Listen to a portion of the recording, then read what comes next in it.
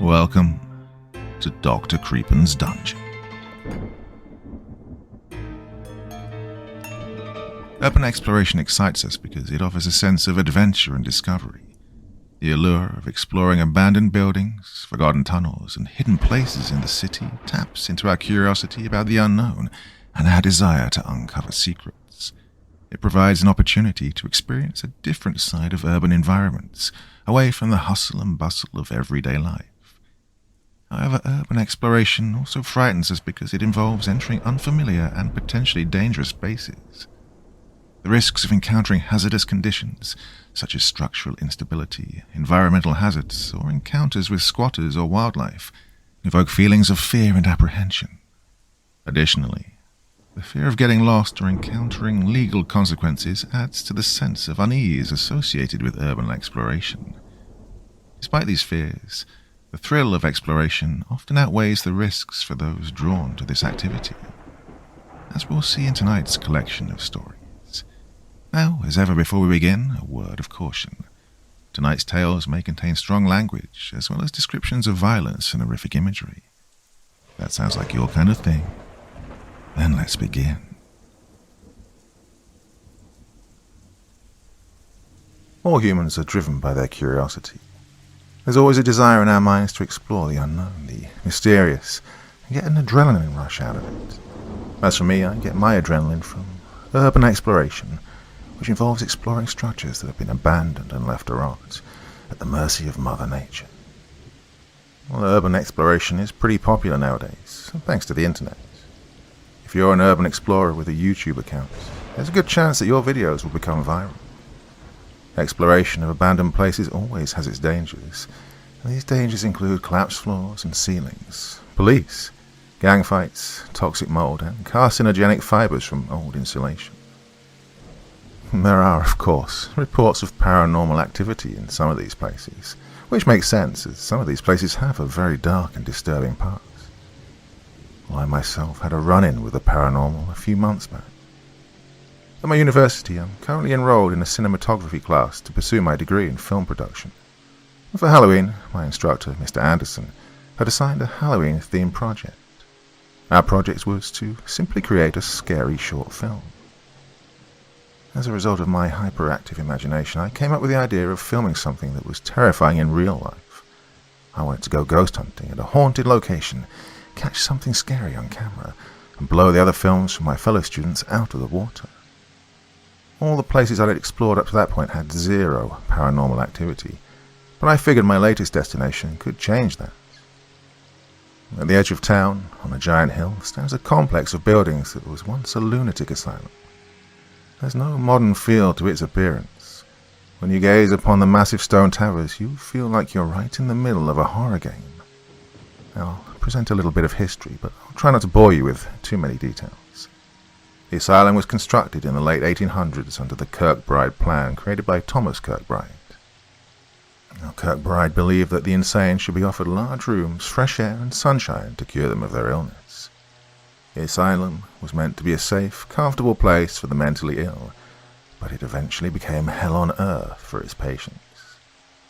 According to federal investigators, there were reports of patients breaking out of their rooms and going on murderous rampages, killing any staff members in their way.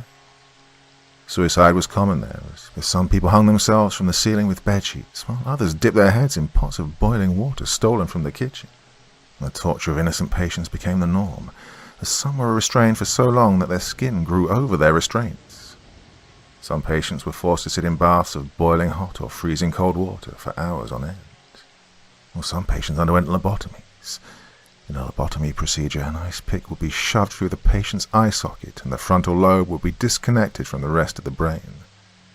Some patients would become crippled, while others would be reduced to non-responsive vegetables.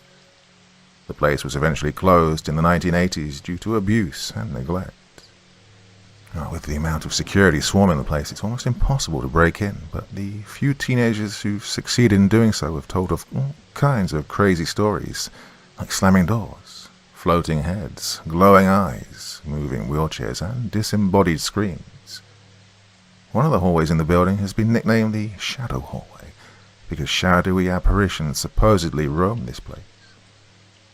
Now, as much as I wanted to explore the place, I didn't want to be an idiot and face charges for trespassing. Luckily, my best friend Dennis is the sheriff's son, so I asked him to pull a few strings for me, and it worked.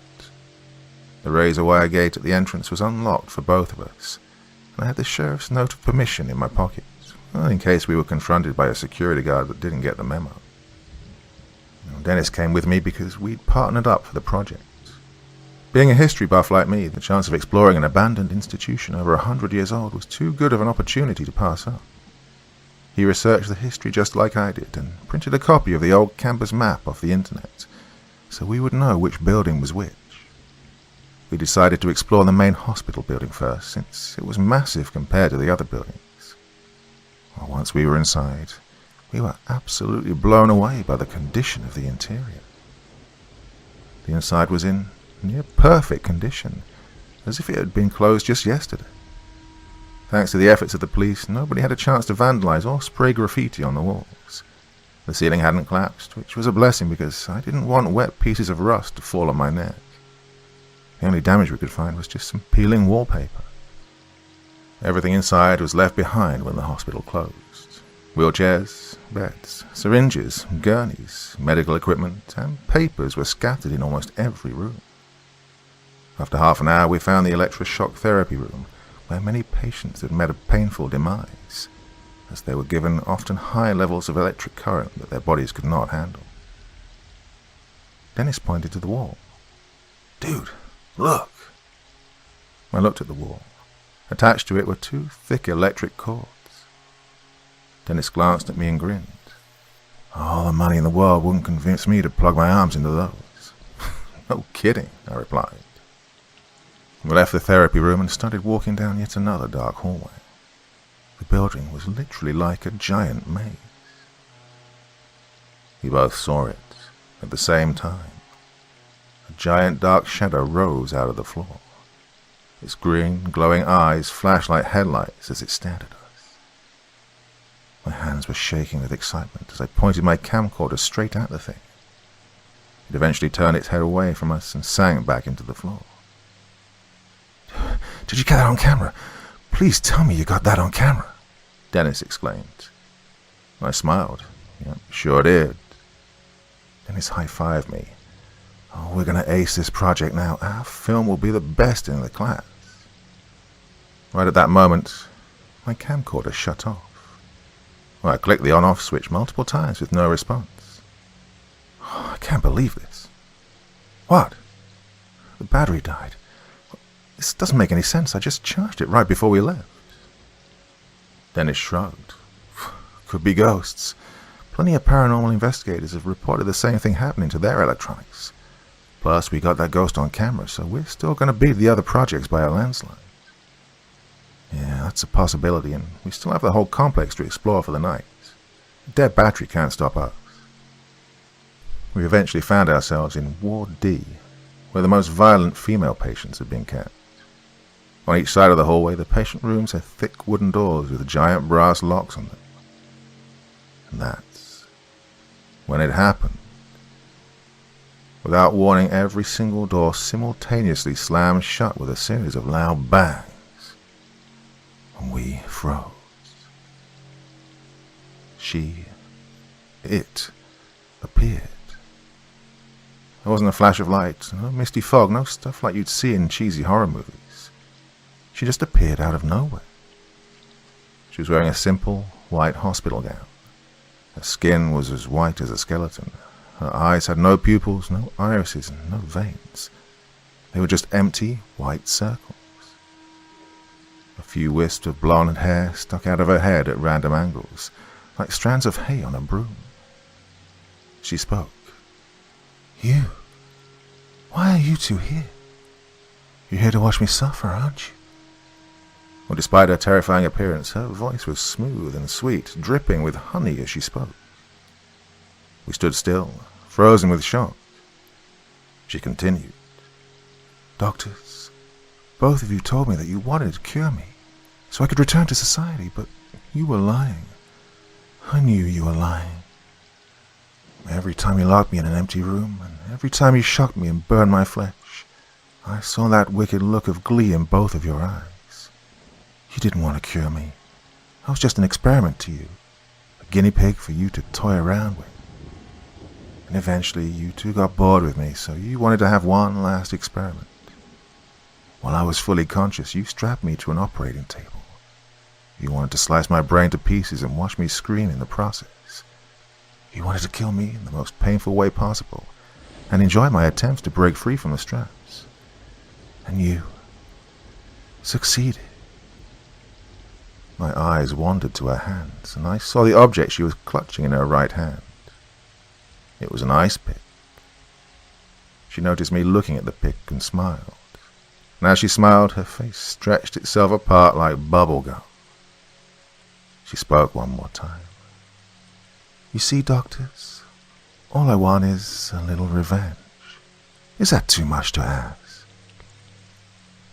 Her mouth then opened into a large gaping hole as she unleashed the loudest, most blood-curdling scream I've ever heard in my life, and I hope to never hear it again. It wasn't just your ordinary scream. Her scream entered my head, and it occupied all of my thoughts. It stirred up all of my fears and amplified them to the point it was causing waves of pain to travel throughout my body. I don't know how else to describe it. It was like she was an embodiment of fear itself. Run! Dennis yelled as loud as he could. She rushed at us with lightning speed, and we ran down the staircases like the building was on fire. When we reached the ground floor, we took a leap of faith and jumped out of a window frame with no glass present. Once we were outside, she didn't follow us. Is she gone? Dennis's face was white with fear. I took some deep breaths. It looks like it. Dennis pointed a trembling finger at the hospital. I'll tell you one thing, man. I'm never going in there again. Whatever those doctors did, it made her evil. At this point, we were soaked with sweat as we walked home, looking behind us every few seconds. And yes, we had nightmares. Who wouldn't after experiencing what we had? I'm not going to end this story by warning you not to explore abandoned asylums, as most people are just going to ignore me and continue to do so anyway. I'm simply warning you to be cautious. Sometimes pursuing our hobbies can have unexpected results. Oh, by the way, if it was any compensation, we did end up getting an A+ on our film project.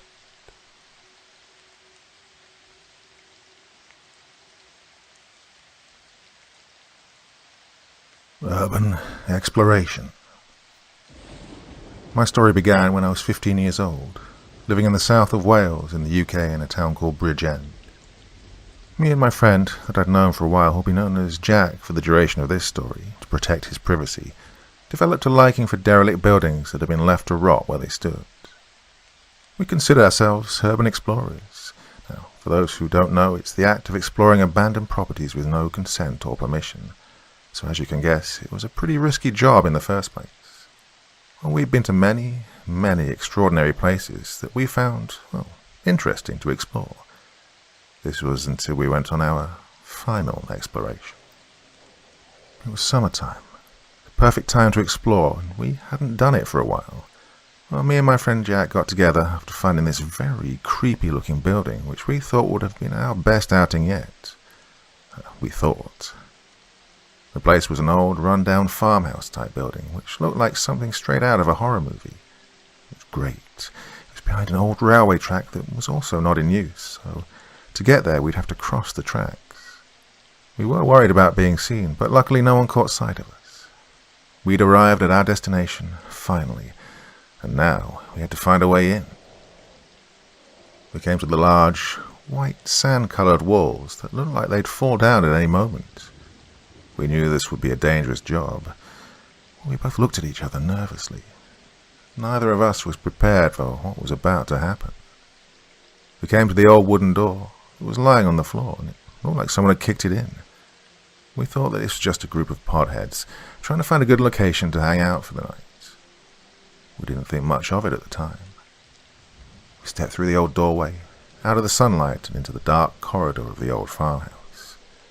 And we were hit with the old, mouldy, grey, musky smell that lingers in many, if not all, abandoned buildings. Well, we were used to it by now. I switched on my flashlight and was ready to explore this beauty of a find. We started down the first corridor and came to a large, dark room. This must have once been the living room. It was a big portrait with mould growing on all four corners, making its way in over the years. It was of a woman in a huge, frilly red dress and a very pretty headdress, and she was beautiful. The rest of the room was just filled with small piles of rubble and trash. There was a broken desk with nothing on it but a small candlestick with a tiny amount left in it. We continued into the next room. Well, it looked like the last room, but smaller. It had a large amount of foliage growing through the old wooden floorboards, and moss and mould everywhere. Most of the rooms were like this, so we began to think that this wasn't what we'd hoped for. Time was ticking on, and we'd explored most of the house, finding nothing but moss, mould, rubble, and small leftover items such as candles, a few items of clothing, lipstick, and a sewing machine that no longer worked. But there were 2 more rooms in the house we needed to look through, one of which was behind a large wooden door. It seemed to be the only door left standing in the house, and seemed to be in relatively good condition compared to the rest of the property. We left that room until last. We entered the only other room left to explore and found a small box labelled Jessica's Things, which seemed very intriguing. We opened the box to find nothing. Nothing but a very small music box. Jack began to turn the lever on the side, and the box began playing Ba Ba Black Sheep, which we both recognized pretty quickly. Well, there was something off about this music box. Maybe it was due to its age, but the tune sounded a little off-key and, in a way, distorted. We wondered why there was nothing in this big box but a small music box, but we left it there and continued to the final room. Well, we stood there nervously looking at the old wooden door, wondering why it looked how it did, in the condition it was in. We must have been there for about 2 whole minutes just looking and arguing about who would open the door and go in first. Well, after I'd been chosen to open the door, I pressed my hand against the cold wood. The door wasn't latched, but it wasn't far from it. It was open enough for me to just push it open. Well, this room was different to the rest. It looked the same, but there was something very, very strange about it. It didn't smell the same as the rest of the house. It had the faint smell of a woman's perfume. We didn't think much of it for some reason, maybe because we were really creeped out by the room itself.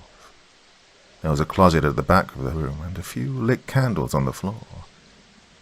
Something wasn't right. We were scared, but we'd found somewhat of a jackpot for urban explorers. There was nothing in this room but the closet and the candles, and the rest of the room was the same as the others, with the mould and rubble. I slowly crept towards the closet. I was very nervous and jumpy at this point, and the floor creaked as I stepped closer to the closet. I didn't feel right. I'd come to the closet doors and reached out to grab the handles. I slowly and carefully opened the closet. And what we found there was not what we expected.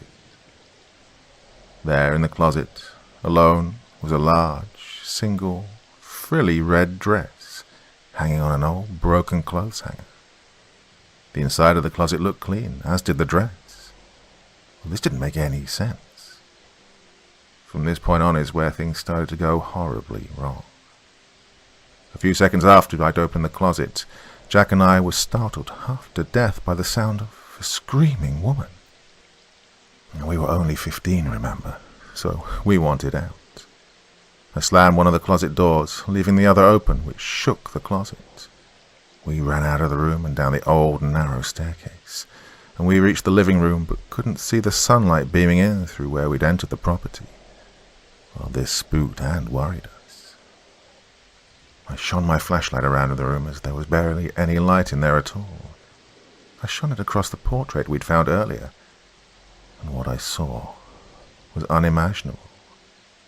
There was a huge red symbol splashed on the center of the painting. After a few seconds, I realized that this symbol was a pentagram. Well, now I was more than ready to leave. I just stood and stared at the painting, thinking of the worst-case scenarios of this situation. As I stood there, Jack and I started hearing a loud banging coming from upstairs. Neither of us wanted to check it, but as there was now no apparent exit, we had no choice. We slowly crept up the stairs, all the while hearing the banging getting progressively louder and louder. We discovered that this banging was coming from the closet room, and now we were terrified. I stupidly started to open the door. I don't know why I went in. Maybe it was out of pure shock and not knowing what else to do. But I went in, only to find the closet violently shaking, with both doors closed tight. I crept over to the closet and touched it, and it stopped shaking. I looked inside to find the dress was gone. I took a few steps back from the closet and was about to turn back to tell Jack what had happened, that we had to find an exit.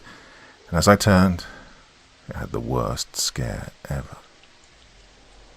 Right in front of me was a figure. A female figure in a long, frilly red dress. I screamed and walked backwards, closing my eyes. I was petrified. The room was cold, and I heard the door slam shut. I screamed louder and then stopped. Everything was silent now. I didn't want to open my eyes. I didn't know what had happened to Jack, but I couldn't hear anything from him. Surely he could hear my screams and the door slam. My mind, however, was not on my friend at the moment. It was on the ghostly figure I'd just come face to face with. The room was still silent. I sat there for a few moments, and then I started to hear weeping. I was spooked out, too scared to open my eyes again. I sat there quietly waiting for the weeping to stop. But it didn't. I knew that if I didn't open my eyes, it wouldn't stop. So I gained the courage to open one eye, and then the next. I couldn't see anything, but the weeping sounded like it was in the room.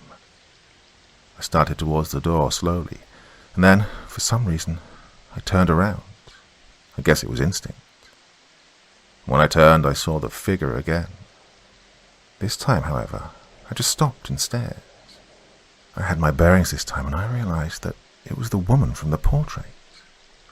I slowly opened the door without looking and ran out. I found Jack staring at the pentagram on the portrait, emotionless. I tapped him and called his name. Nothing worked. Well, I was in a rush, so I pushed him to the ground and he sort of woke up.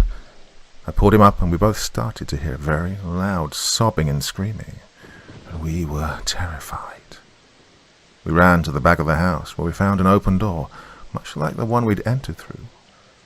We ran and ran until the house was in the distance. We just dropped to the floor and got our breath back. We just sat there, looking at the house, recollecting the experiences in our heads, wondering what had happened to us. That night I couldn't sleep. I went online to research the house. It took me a very long time, but eventually I found it. I won't mention the name of the property, but I can tell you it was built in 1899. I also found something that gave me the chills. There was a family that lived there in the 1920s. The wife and mother of the family that lived there was named Jessica. I was spooked out when I read this. It made me think about the experiences I'd had in the house earlier that day. Had I seen the ghost of Jessica Watson? Was I crazy? What happened there? I kept researching and found that Jessica was murdered by her husband, Matthew. He stabbed her and slit her throat in the master bedroom. This must have been where the closet was found. Well, no one has lived there since the last Watson, the son of Jessica and Matthew, Harry, who died in the house of old age. He must have been keeping his mother's dress locked away in their old room, and it had been derelict since 1947 when he died. To this day, I don't know if the dress is still there in the closet. I don't even know if the house is still standing. One thing I do know is that I've not been urban exploring since, especially nowhere near the Watson property.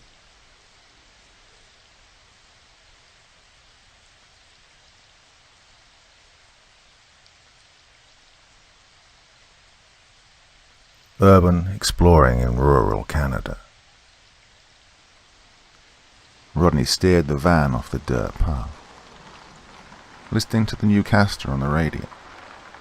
As the bizarre fungal infection spreads, we've gotten reports of cases in Texas and other U.S. states that border Mexico. This virus is believed to have originated somewhere in the Amazon, though its exact origins remain a mystery, she informed. Rodney switched the radio off as his destination came into view. Up ahead, at the end of the trail, he could see an abandoned school, its imposing stone figure not unlike a Middle Ages castle. "Oh, look at that! I've seen internet pictures, but this place is downright terrifying up close," he exclaimed. Rodney had spent a great deal of money to fly himself and his 5 friends to rural Canada. "Looks spooky," stated Yusuf. "Hey man, could you retell the story behind this place? I wasn't awake the first time," requested Corey. "Oh, you always sleep, Corey. It's like you're some old man," complained Anton. "Okay, it's like this, see. This here is the Elf Hoof High School. This place was only in operation for one day. Tuesday, September 18th, 1997.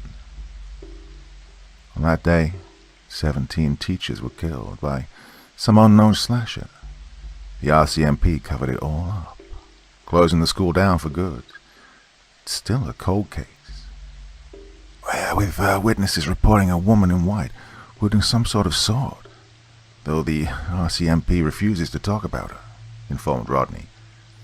"Well, we're here to solve this mystery," he announced.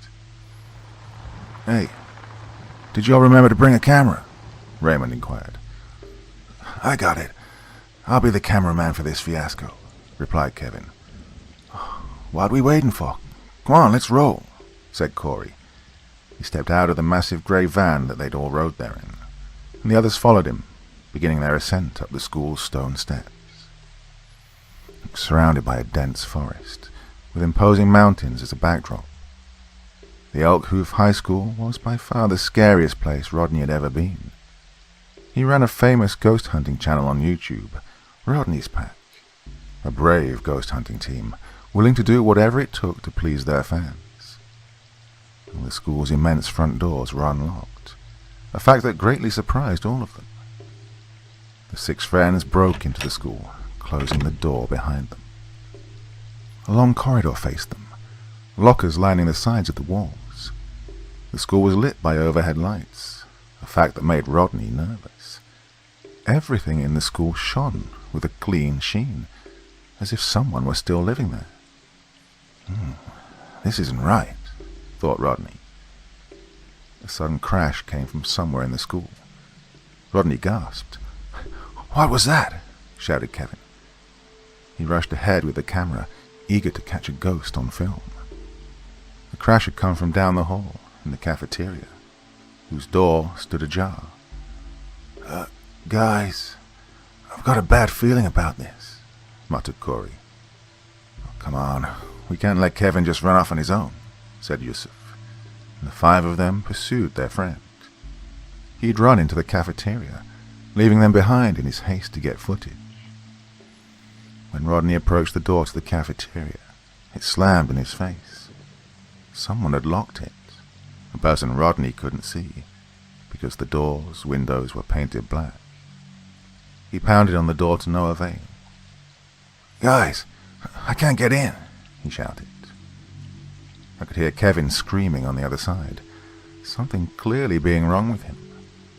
His scream soon began to grow faint, and the others pounded on the door. "There's no way of beating this down. Did any of you bring a pry bar?" Raymond inquired. Rodney was about to respond when a door banged open down the hall, thudding hard into the wall as it was tossed open with great force. "Someone's messing with us. I'm going to have a word with this prankster," growled Anton. He stomped towards the end of the corridor. "Hey, enough's enough," he shouted, angrily punching a locker. His friends trailed behind him. "Step out here, now," he screamed, approaching the end of the corridor. Anton barged into an empty classroom. As he stepped through the door, his foot came down on something. Moments later, he fell to the ground screaming. His 4 friends arrived to discover that Anton had stepped on a steel bear trap, his teeth buried in his leg. "Oh, crap!" exclaimed Corey. He reached down to try and free Anton from the trap when someone stepped out of a closet at the back of the room. "What on earth?" stated Yusuf. A woman had stepped out of the closet. She wore a long white dress, with a sword hanging from her side. Her cold eyes had a deranged look to them. She sauntered slowly over to them, drawing her sword with a flourish. All 4 friends screamed, falling over each other to escape, leaving Anton behind, who sat quivering on the floor. "Hey, lady, get back. I'll rough you up, I mean it," he shouted. The woman in white waved her finger in his face. "That's a terrible thing to say. Didn't your mother ever tell you you shouldn't hit women?" she scolded, driving the point of her sword into his chest. "I'll need to punish you. A little thug like yourself needs harsh correction, if he ever hopes to be a real man," she lectured as she watched Anton die.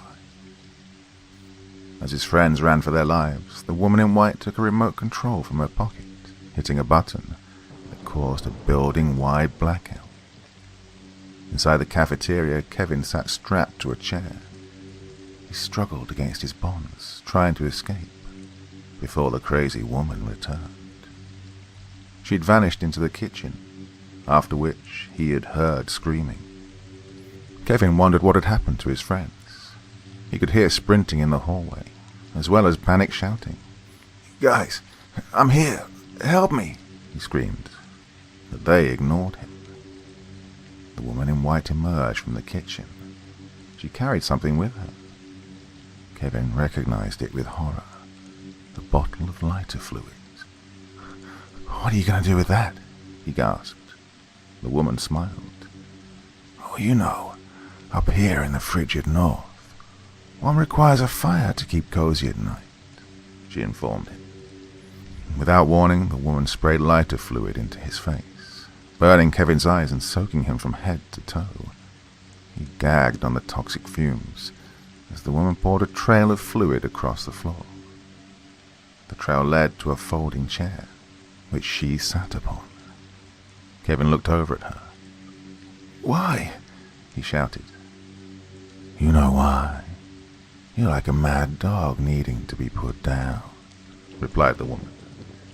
She sparked a match, igniting the end of the puddle, and then watched as the flames crept forward. Kevin thrashed harder than ever, to no avail, screaming as flames engulfed his body. The woman watched him burn, and then rose from her chair, abandoning the charred body. Raymond dove into a locker, while Rodney, Yusuf, and Corey ran ahead of him. Yusuf tried to open one of the front doors, finding them locked. Raymond hardly dared to breathe, shaking in his hiding place. A woman hummed from down the hall, her shoes clacking against the floor. He could see her approaching as he looked through the slats in the locker. As she neared him, she laughed, peering into each locker as she passed, twirling her sword through the air. He knew he should run, but fear rooted into the spot. They made eye contact, the woman letting out a twisted giggle.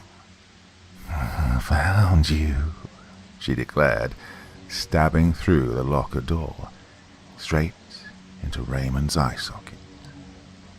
He hardly had time to scream as he fell from the locker into the waiting arms of the woman. "You're it," she cackled, dropping his lifeless body to the floor. Yusuf hid in the boys' locker room, along with Rodney and Corey. They'd run into the pool room, deciding to hide in a locker. Yusuf had been arguing with his friends, trying to decide if they should flee. "Listen, we have to get out of here. We need help," stated Rodney. "Okay, I agree. Let's make a run for it," Yusuf stated. All three men braced themselves to run past the indoor pool and then down the long hallway. "Okay, ready, set, go," screamed Rodney. All three burst out of the locker room. As he sprinted past the pool, Yusuf felt a searing pain in his leg, sending him sprawling to the ground. His two friends glanced behind them. "Oh my God," screamed Rodney.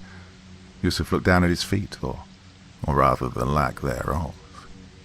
His feet lay in a puddle of blood, having been sliced off. The woman in white rose from the pool, holding her sword. She had slashed Yusuf from her hiding place. As he tried to crawl away, his fingers scraping the wet floor, the woman in white dragged him into the pool. He screamed and flailed. She poured him beneath the water with her.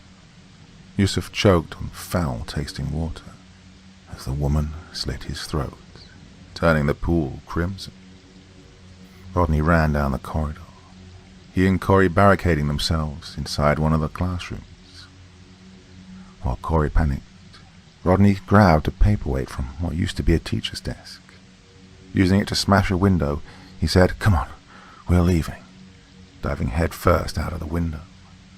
The woman in white laughed when she heard the breaking glass, making her way swiftly out of a side door to pursue her prey. Rodney and Corey thought they'd escaped, accelerating down the trail. "We're going to get help," Rodney stated. "What good will it do? Everyone's dead. She killed them," shouted Corey.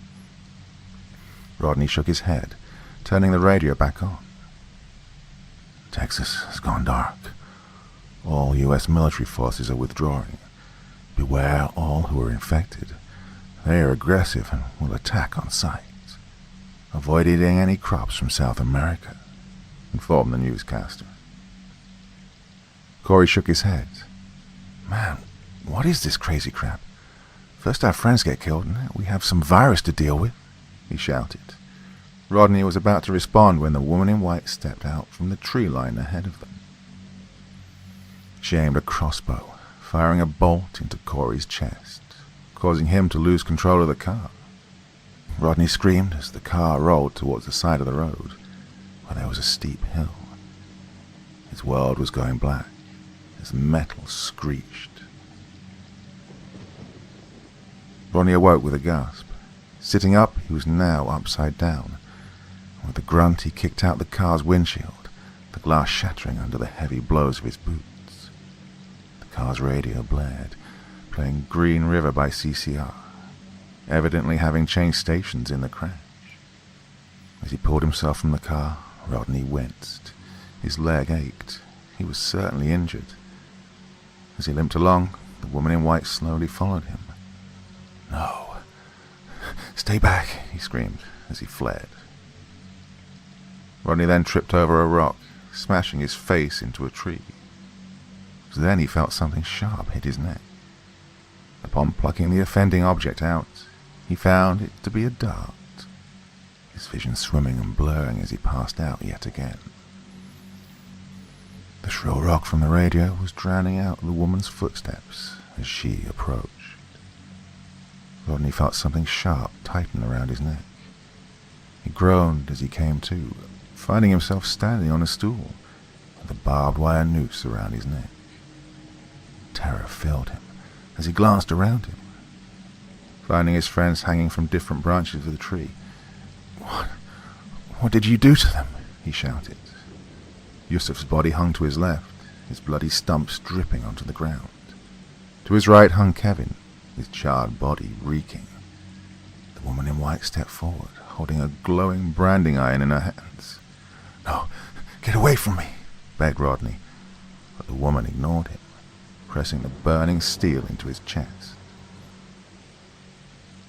Rodney howled as the brand left its mark, burning the letter R into Rodney's chest. "So this is how it ends.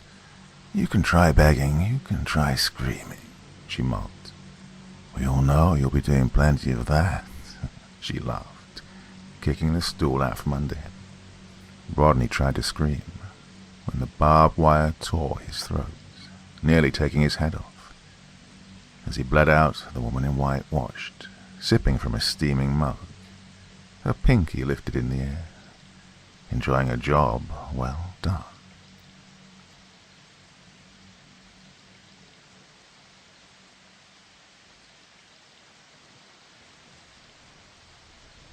I am what you'd like to call an urban explorer. So yeah, I'm what you'd like to call an urban explorer. And this hobby usually entails travelling quite a bit and then trying to find any abandoned structures or areas that are worth taking a look at. Sometimes I travel rather far from home, maybe even out of state, and then other times I go to other cities or go a few more miles away from where I live. This time, however, I didn't have that kind of benefit of travelling so far away due to the fact that the economy had gotten so bad and my job wasn't paying that well. Because of this, if I wanted to explore any abandoned places, I'd have to keep to the more local areas. I started urban exploration a few years ago when I first moved into my current house. I just settled in and looked through every room in the house, including the basement. But it wasn't long before I noticed something strange about the basement floor. In the center of the room, there was a small square wooden hatch with a metal handle attached to it.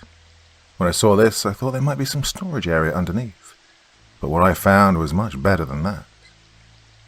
I opened the hatch and looked inside. There was a short metal ladder leading directly downwards to a room underneath. It immediately surprised me, but it also gave me great excitement at this discovery. I didn't expect to find a sub-basement, and such a thing isn't common in most homes. The room was difficult to see into as there was no light source inside, so I went and grabbed a flashlight from upstairs.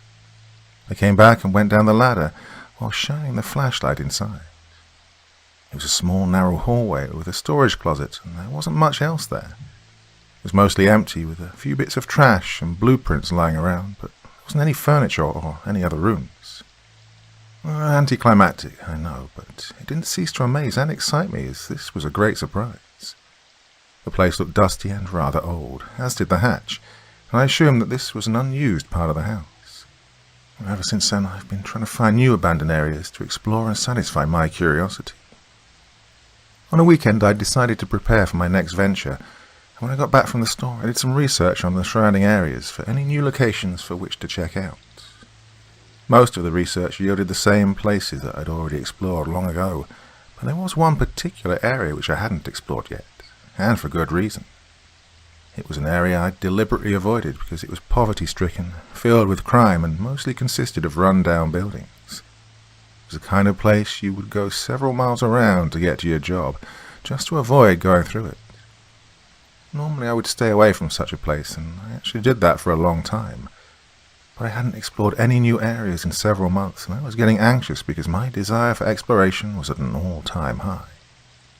So I decided to push away any doubts or fears of this particular area so I could finally explore the remaining abandoned places that I hadn't been to before. The next Saturday, I drove my car up to that part of town, which was a few miles away, and I drove slowly around the neighborhood to see if I could spot any particular abandoned buildings that were both isolated and worth going into. Well, the town was just as I'd expected. Most of the structures had barred or boarded up windows and closed off doors.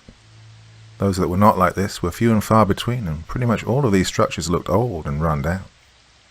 Some of these places looked like they'd been abandoned a long time ago, but I didn't want to explore them, considering they were surrounded by other inhabited homes and apartments. If I had decided to break into any of these places, there was a good chance that somebody from across the street or a neighbor might notice and possibly call the police. There was also the risk of running into some homeless people or some meth addicts living in these vacant lots. And this wasn't a risk I wanted to take, so I kept driving around hoping I'd find some abandoned places that were somewhat isolated from the rest of the area. It took me a while, but I came across one particular road which led out from the neighborhood into a large but mostly empty field. I parked my car alongside the road, not too far from this road, and I hoped that my car wasn't going to get towed.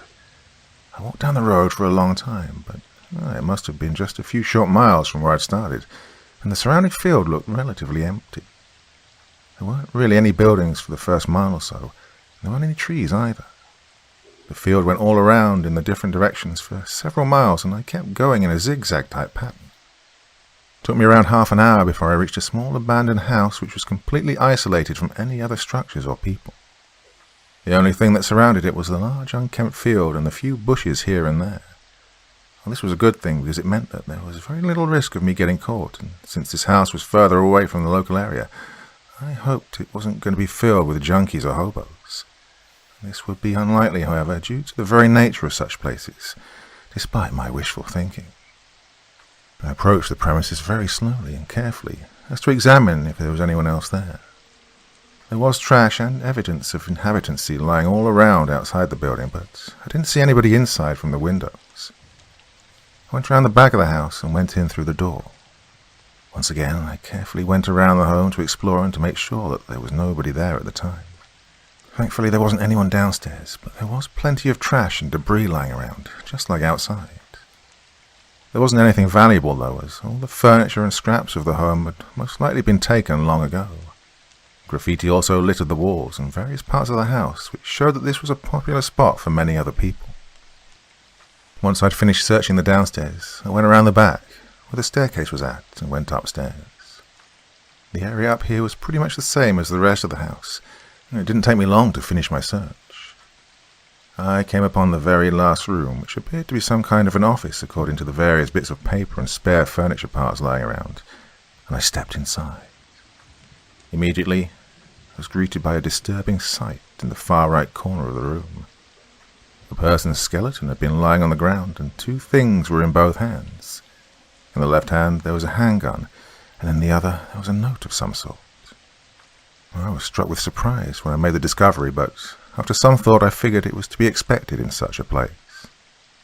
I was surprised because I hadn't found a body or a skeleton of any kind in my previous expeditions, and this was the first time I'd found such a thing.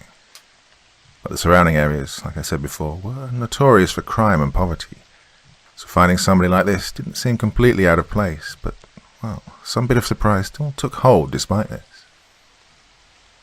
I tried taking a look at the note, but I couldn't read the vast majority of the person's handwriting due to time taking its toll and poor penmanship. But I was able to read the person's signature, and that was really all I could understand in the notes. Believe it or not, that was the first time I'd run into something like that, but it wouldn't be the last time. At first I thought it was just a strange and unfortunate finding, but it was later that I realized it was completely wrong. It wasn't long before I went exploring again, at another place, and it was here that I found another skeleton. This time it wasn't as clear as to their cause of death, but I wasn't so concerned with that as much as the fact that I'd found another dead person. They did have a note in their right hand, but reading it proved very difficult, and the signature was, once again, the only thing I could really make out. Now keep in mind that this was just after exploring the last place, which had also had a dead person inside. That was the second time I'd encountered a dead person's skeleton inside an abandoned area, and it was right after I'd found that first one. I went on another venture not long after the first two, and came across another abandoned structure which had a skeleton inside. Well, that was more than once, and I thought it was just a mere unfortunate coincidence. Oh, how wrong I was. Every single other place that I've explored since then has had a dead person inside with a note, either on them or near them. The means of death have been ambiguous at times and more obvious at others. The note would usually be virtually impossible to read, except for the signature, just like all the other notes. Well, after a while it became too much, and I decided to take a long break from urban exploration. These discoveries were disturbing each time, and they never stopped. And that's why I thought something paranormal or sinister was going on, and that it somehow involved me. And that's what really frightened me, and I couldn't continue exploring any longer. But I still consider myself a rational person, so I tried to reason to myself that I was simply imagining all of this. I tried to tell myself that maybe all of this wasn't even real, and I just needed some medication or to see a doctor. But I haven't had a single issue in my past regarding mental illness, and I've never had any hallucinations before. And there was no way that I could have just kept on stumbling onto more dead people and a note, as there was no way this was just a coincidence. Well, that was just a week ago, but now something else has happened. I'd decided to use that sub-basement, the one I'd found a long time ago, as a storage area. Well, just an hour ago I went down there to grab some supplies for some work I needed to get done, and I noticed something immediately odd about the center of the room. On the ceiling there was a rope tied around a loose wooden plank, and it was shaped like a noose. When I saw this, I felt fear striking the very core of my being, and I couldn't do anything else but to try and reason why that rope was there. There wasn't anybody else in the house, and I had no recollection of tying that rope, nor was it there before, so how could it have gotten there now? Well, I'm writing all of this down on a few spare pages of paper, just in case something happens to me. I think something very strange and terrifying is happening to me, and I don't know what it is.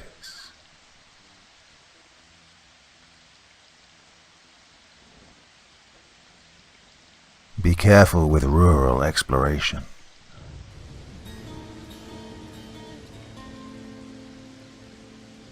If you've ever been an urban explorer, you probably have at least one experience that scared you senseless. For me, it was a few weeks ago. Oh, I've tried not to think about it. Tried to pretend it happened differently.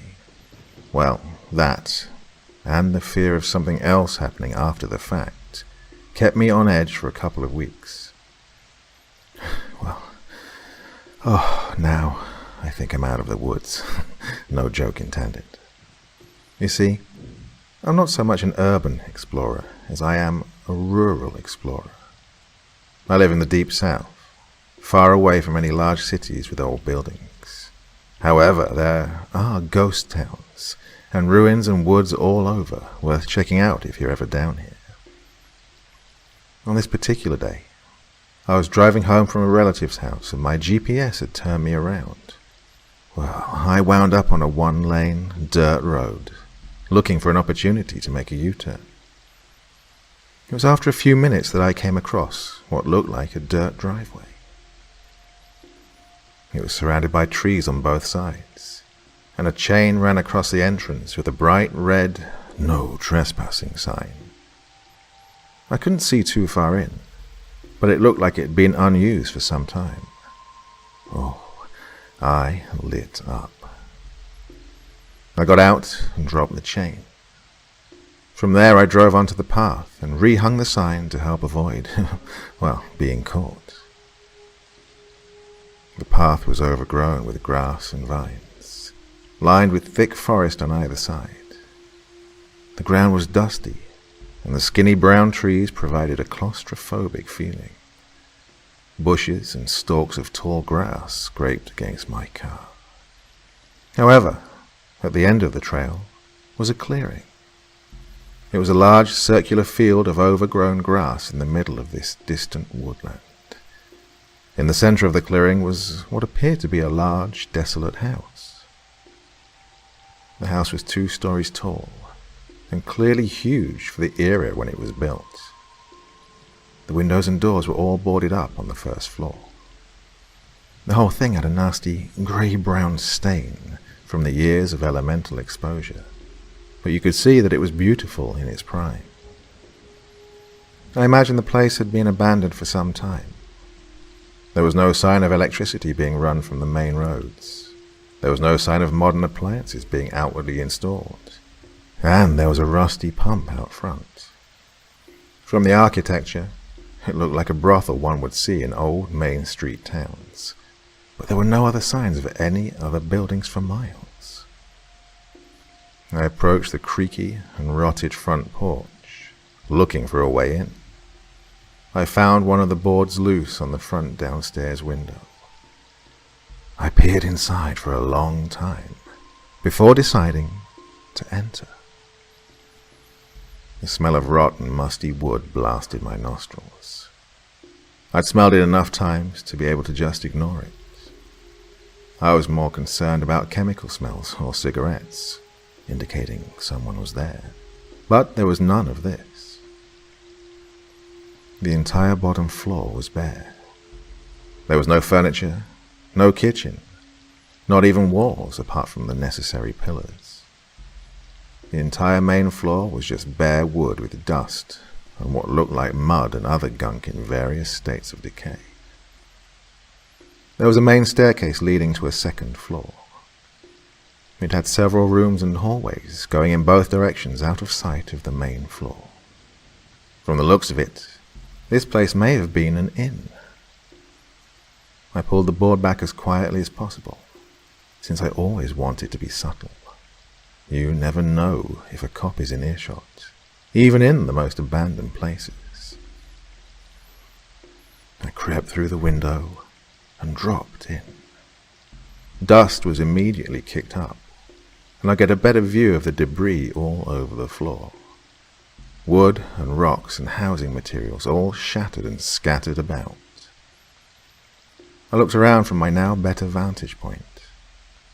There was some light trickling in from holes in the roof and the non-boarded upstairs windows. They faced the front of the house and were a rich maroon-stained glass. They cast a deep red tint in contrast to the beams of yellow. I then realized something about the house I must not have initially noticed. The bottom half of the staircase was gone. It looked like it had been smashed away. The gap to the floor was probably the height of an average man. I could jump up there, but I wanted to see the downstairs first and make sure I was clear. I watched my steps carefully as I made my way to an alcove room, which was probably a sitting area. It was there I saw something else that I'd missed. At the back of the alcove was a doorway leading downstairs. It must have been a basement or cellar of some sort. It was pitch black from the frame onward. I reached for my phone and cursed under my breath. Oh, it was still on the charger in my car. I guess because there was no service, and that I stumbled on this place during the daytime, that I didn't even think to grab it. I turned to go to the opposite direction, towards the empty kitchen room. I was almost there when I heard an unmistakable noise. Footsteps. They sounded like a pair of heels or dress shoes coming in rapid succession, growing louder as they reached the doorway. It was out of my line of sight, as the alcove curved out from its own corner. There was no way to see it, until it emerged. At first, my brain wouldn't comprehend it. A dog? A bear? No. God, what am I seeing? Oh, God, I muttered. From the corner emerged a massive, hairy monstrosity. It was the tusks that gave it away first. This was a boar, a huge, black, rancid-smelling boar. By the looks of it, he must have easily doubled me in size. His tusks were long, and bits of his matted, wiry hair gave way to deep scars. And then it turned to face me.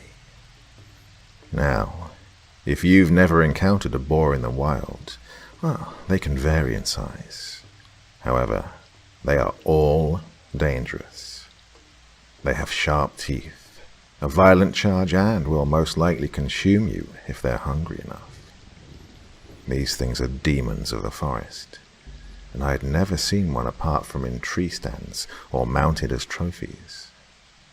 This one towered above all of those. I sucked in air, waiting for a reaction. It bent, snorted hard, and planted its feet. In a split second, I knew my only safe bet was a clean jump to the staircase. I bolted to the right as the beast charged. Its tusk nearly pierced my leg as I jolted away. I took one running leap, and my arms connected enough to pull myself up. I rolled up a few extra steps and heard its hooves slamming the wood below me. It was shrieking and snorting and kicking up dirt and debris in a fit of rage. And that's when I started laughing. It wasn't a good-natured laugh, but a panic attack manifested in the form of mania. It stopped after a short spell. I then took a deep breath and continued up the staircase. At this point, I was going to have to wait until the commotion downstairs had ceased to be able to find an exit. The banister at the top of the staircase extended to a wall in both directions. From there, it was a hallway with rooms on both sides. I made my way to the right. I noticed some rooms had doors and that others didn't. I chose the first door to my right. It had a door that was cracked about the width of my body. Inside was old, rotting furniture. Dressers, bed frames, doors, and cabinets were all stacked haphazardly in a pile. Behind it all was a small gap and an unboarded window facing the roof, its bottom half missing. I was standing in the doorway when I heard a noise that made my blood run cold. A creak. A long, drawn-out, ominous creak.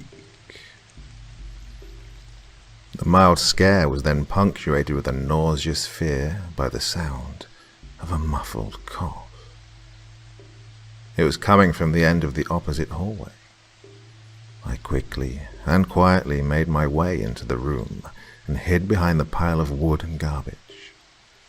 Thankfully, the boar was still slamming around downstairs, so my mistakes were masked. I had a small hole in the pile to see the doorway and slightly into the hall. My heart was pounding so hard I thought it was audible. My lungs were on fire, and I could feel my eyes moisten. The birds outside the window had gone completely silent. I then heard a now familiar sound. I heard hooves. I heard the exact same clopping I'd heard just minutes ago. Another one, I thought in a terrified moment. The clops grew closer. I strained my eye to see into the hallway, hoping the noise would stop or go the opposite way. God, it heard me laugh. Oh, it definitely knows I'm up here. It was in that moment of brutal tension that I saw it. The unmistakable snout, led by two long tusks. It kept moving, revealing fur and a snarling mouth. However, it then made my mind readjust again. It didn't have eyes. Rather, just shrunken, dried holes with nothing behind it. Its skull curved in a way that boars don't usually curve. At the back of its head looked to be a leather strap, and then a different color of hair, and then flesh. Then I saw the hooves, bloody and crudely detached above the base. The empty fur pulled up around a man's wrist like a rotten leather glove. He was naked apart from the severed boar's head and hooves. He walked on his hands and feet. He made no noise other than a few hoofs. Dried blood caked the areas of his pale flesh where the body parts were worn. He was emaciated, but still large enough to easily be a threat. I don't know how to explain it. It was so weird, so vile, that I still can't wrap my head around it. He moved his head into the room, but after a few seconds that felt like hours, he turned around, his body in a contorted curve as he balanced his feet and hands in the severed hooves. He clumsily clicked his way down the hall and out of sight. In this moment, I had two options. I could risk the stairs and the boar, or take the window to the roof and risk the masked psychopath being on my heels. Well, I had my mind made up for me. It was then I heard a shriek so inhuman that I've had nightmares about it ever since. It was sharp and high, but muffled and resounding. It sounded wet, but also wheezed. It was followed by rapid clopping on the wood. It was coming right for me. I scrambled clumsily out the small opening at the bottom of the window and rolled out onto the roof. The drop was a risk, but it was the only way to get out fast. I heard the stomping enter the room, and I let myself down as safely as I could. By some miracle, I rolled onto the ground with nothing worse than having the wind knocked out of me. Without turning back, I scrambled to my feet and bolted for my car. As I opened the door, I heard the shriek again. I heard the monster downstairs slamming into the front door. I heard the creature upstairs slamming into the window and screaming its putrid lungs out. Without looking back, I slammed my car into ignition and sped off. I skidded through the grass towards the path. I ripped down the post holding the chain as my car burst back onto the dirt road. I raced back the way I'd come and found my way home in a shaking panic that lasted for hours. I spent that night wide awake. That was the end of it, although I really don't get it. I don't get why a person would live in such squalid conditions, to live out a fantasy that makes sense only in their mind. I just don't know. What I do know is if you do this stuff in the country, just be prepared. You may not meet a gang member, or a drug dealer or a junkie, but you may just meet something far more dangerous. You may meet something that defies all reason. You may meet something that would eat you alive.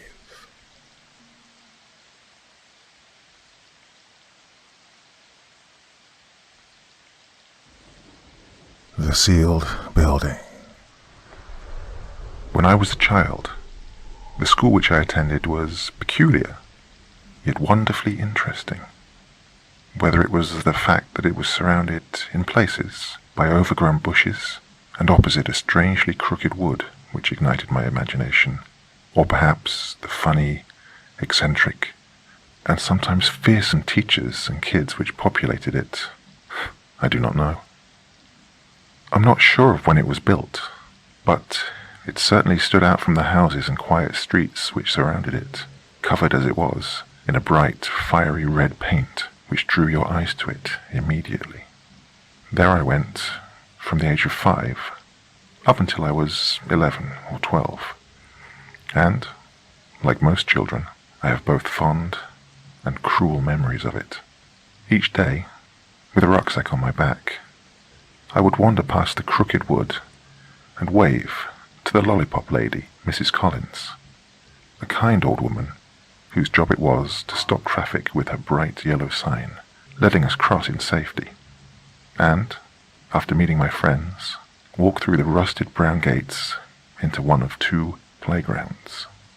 It was rumored that in the past the 2 grounds existed to separate boys from girls, both an understandable and utterly outdated concept. By the time I went to the school, the first playground had been assigned for those aged 5 to 8, the second for those aged 8 and up. In the older kids' playground, there lay a small, red brick building which stood on its own, disconnected from the main school complex. It had long since fallen into disuse, and in fact had been sealed from prying eyes, its doors and windows walled up with stone and mortar, making it impossible to see what was inside. Its purpose seemed a bit of a mystery, as most of the teachers seemed to skirt around the subject entirely. But of course, stories spread amongst the wild imaginations of children. And in my school, this fondness for outlandish tales of tragedy and forbidden places often led to bizarre rumors and whispers, particularly pertaining to the sealed building. Obscurity is a fertile ground for the fantastical ruminations of youth. When my friends and I were in the younger playground, we would sometimes sneak down a narrow passageway which would lead to the other and peek around the corner. There, we would see the older kids playing football or just hanging around. It's amazing how younger children look to their older peers, thinking that they seem to be having so much more fun than us. But before we'd be chased away by the janitor or a passing teacher, my eyes would always lead to that sealed building. There was something lonely about it, isolated, and while it was surrounded by the yells and vibrancy of a schoolyard, its appearance suggested a grave silence to me. Some of the older kids liked to scare themselves and us, and told us dramatically that it had been used as a science department, and that there had been a hideous accident there, one which had produced strange and gruesome things which had to be kept from the world. Even as a child of 8, I knew made-up nonsense when I heard it. Then there was the account that it had been a previous and rather brutal head teacher's office decades earlier, and that he had died there in a fire. His ghost obviously still haunted the place, and it was better that the vengeful old sod be contained there, fuming at his desk as children enjoyed themselves and played nearby. Again, utter garbage. There was, however, one account of why the place had been abandoned, which seemed more plausible to me. The building was, in fact, a toilet. Yes, a normal toilet. No frills, no secret laboratories, no dead spirit of an overbearing head teacher. It had simply been sealed up when new facilities were installed in the school to stop the children from climbing inside and getting up to mischief. But yet, despite this mundane explanation, there were still in fact tales to be told about the red-bricked, disconnected building in the older kids' playground. Although I had heard the stories, it wasn't until I was in my 4th year with the school that I became intimately, and, at the time, uncomfortably involved with it. The older kids' playground was flanked on 3 sides by a rectangular section of the school itself, with the 4th side separated from neighbouring houses by a mouldy and dark red wall. It was isolated from the other playground, other than the aforementioned passageway, and, to further the feeling of imprisonment, was characterized by tall metal fencing which rose up in places where a brave classmate might have attempted their great escape. Yet there was one old gate which did allow access of sorts, but like prison guards, the teachers tended to check on it regularly. There, in the corner of the grounds, lay the old building. Its windows were indeed enclosed in brick, as were its 2 doors. But the roof seemed unusual to me, being flat in places and surely gathering puddles of rainwater during the wetter seasons. I was, at that age, and embarrassingly still to this day, terrified by heights, and it was much to my horror when I discovered that climbing up onto the roof of the toilets was seen as a rites of passage of some sort. Don't misunderstand me. We weren't forced to go up there, but children can be cruel, and when someone new to that playground showed weakness or fear, this would often result in them being picked on. Over the coming weeks, I watched as each of my friends climbed up onto the roof when the opportunity presented itself, dangling their legs over the sides nonchalantly once up there, one by one, claiming their right to be in the older playground, while I succumbed to ever-increasing taunts about my fear and cowardice. Don't believe me when I say I did try. Several times a ball would be kicked accidentally onto the roof, and my classmates would turn to me to retrieve it. I even made it up the side of an old drainpipe on a few occasions, far enough to reach my hand up and over to touch the roof's surface. Yet, each time, I would fail. Fear would grip me, and with each admission of defeat, the name-calling and embarrassment intensified. I can trace back a curious and probably detrimental aspect of my personality to that time. You see, failure in front of strangers to this day does not bother me.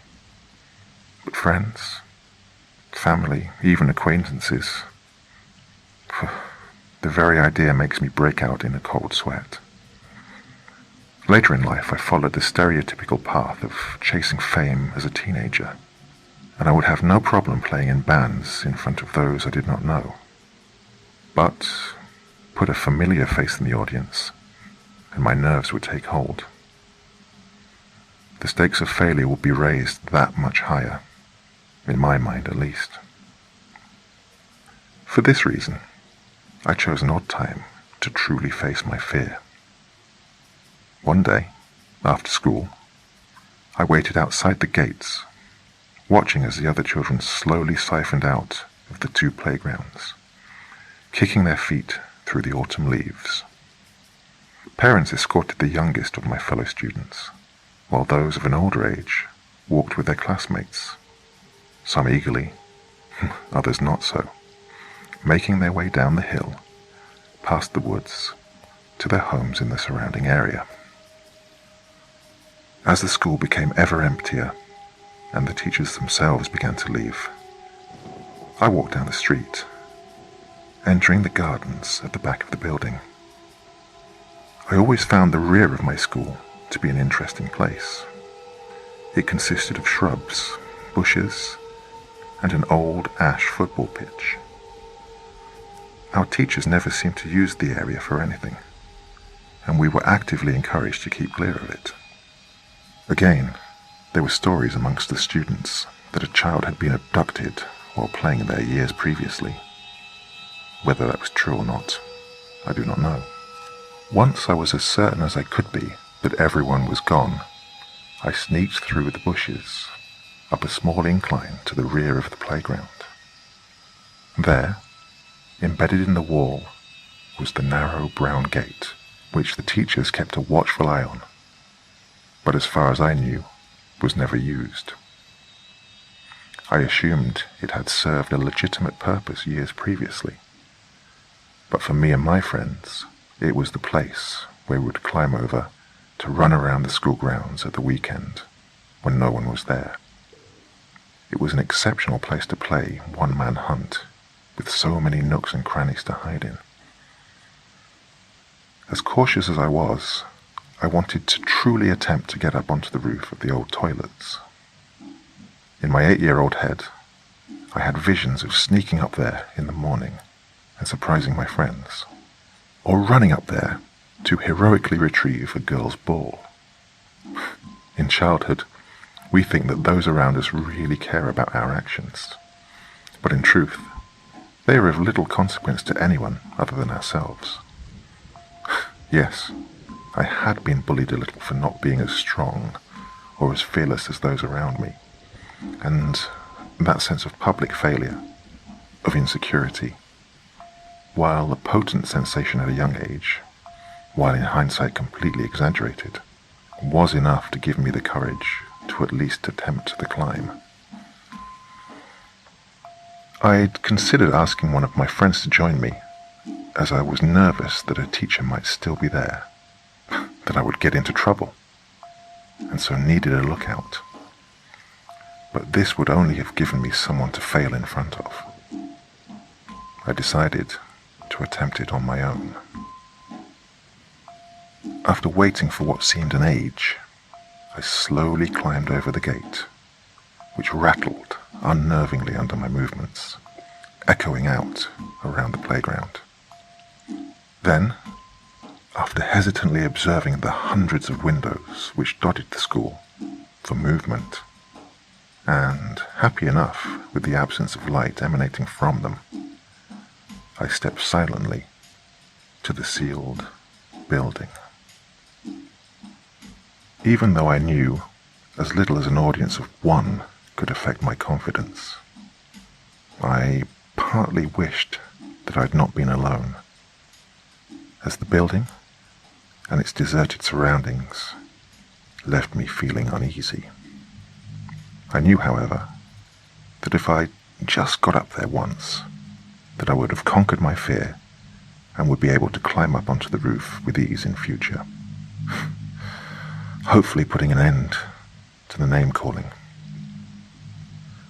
I stood staring at the drain pipe, which would be my avenue to success, clinging as it did through rusted fittings to the side of the building. My mind back then was often clouded with the worst possibilities, focusing on the negative outcome. And, as I began to climb slowly, I imagined that the drain pipe would wrench away from the wall, throwing me against the concrete ground at any moment. The truth is that it did not move, no matter how much I believed that it did. Without a witness, I was now as far as I had ever reached, able to stick my hand up above me and touch the edge of the roof. My heart raced with excitement as I began to believe that I really could do it, that success was in sight. I then made the mistake of looking down to check my progress. The experience of height is something difficult to convey to someone who has no problem with it. While, in reality, I was probably no more than 7 or 8 feet off the ground, I perceived this as a monumental distance. I felt my stomach churn, my heart beat erratically, and the world below began to spin and distort.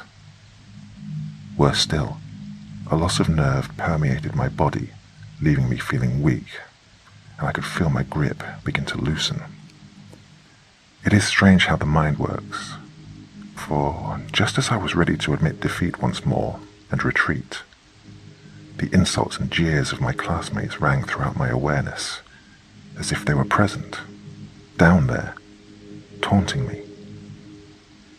With what was for me a huge effort, I found myself continuing to climb upwards, my hands reaching out to the damp roof, and then, before I knew it, there I was, letting out a laugh of excitement. A sensation of relief washed over me. I could not wait for the next day. To be up there on the roof, proving those who had been cruel to me wrong. Peeking over the edge, I still felt trepidation at the height, but nowhere near as much as I had done it before. My triumph quelling my anxiety. Still, I was not keen to remain there for long. So I decided to investigate my surroundings briefly, then climb back down to the safety of the playground and head home, ecstatic.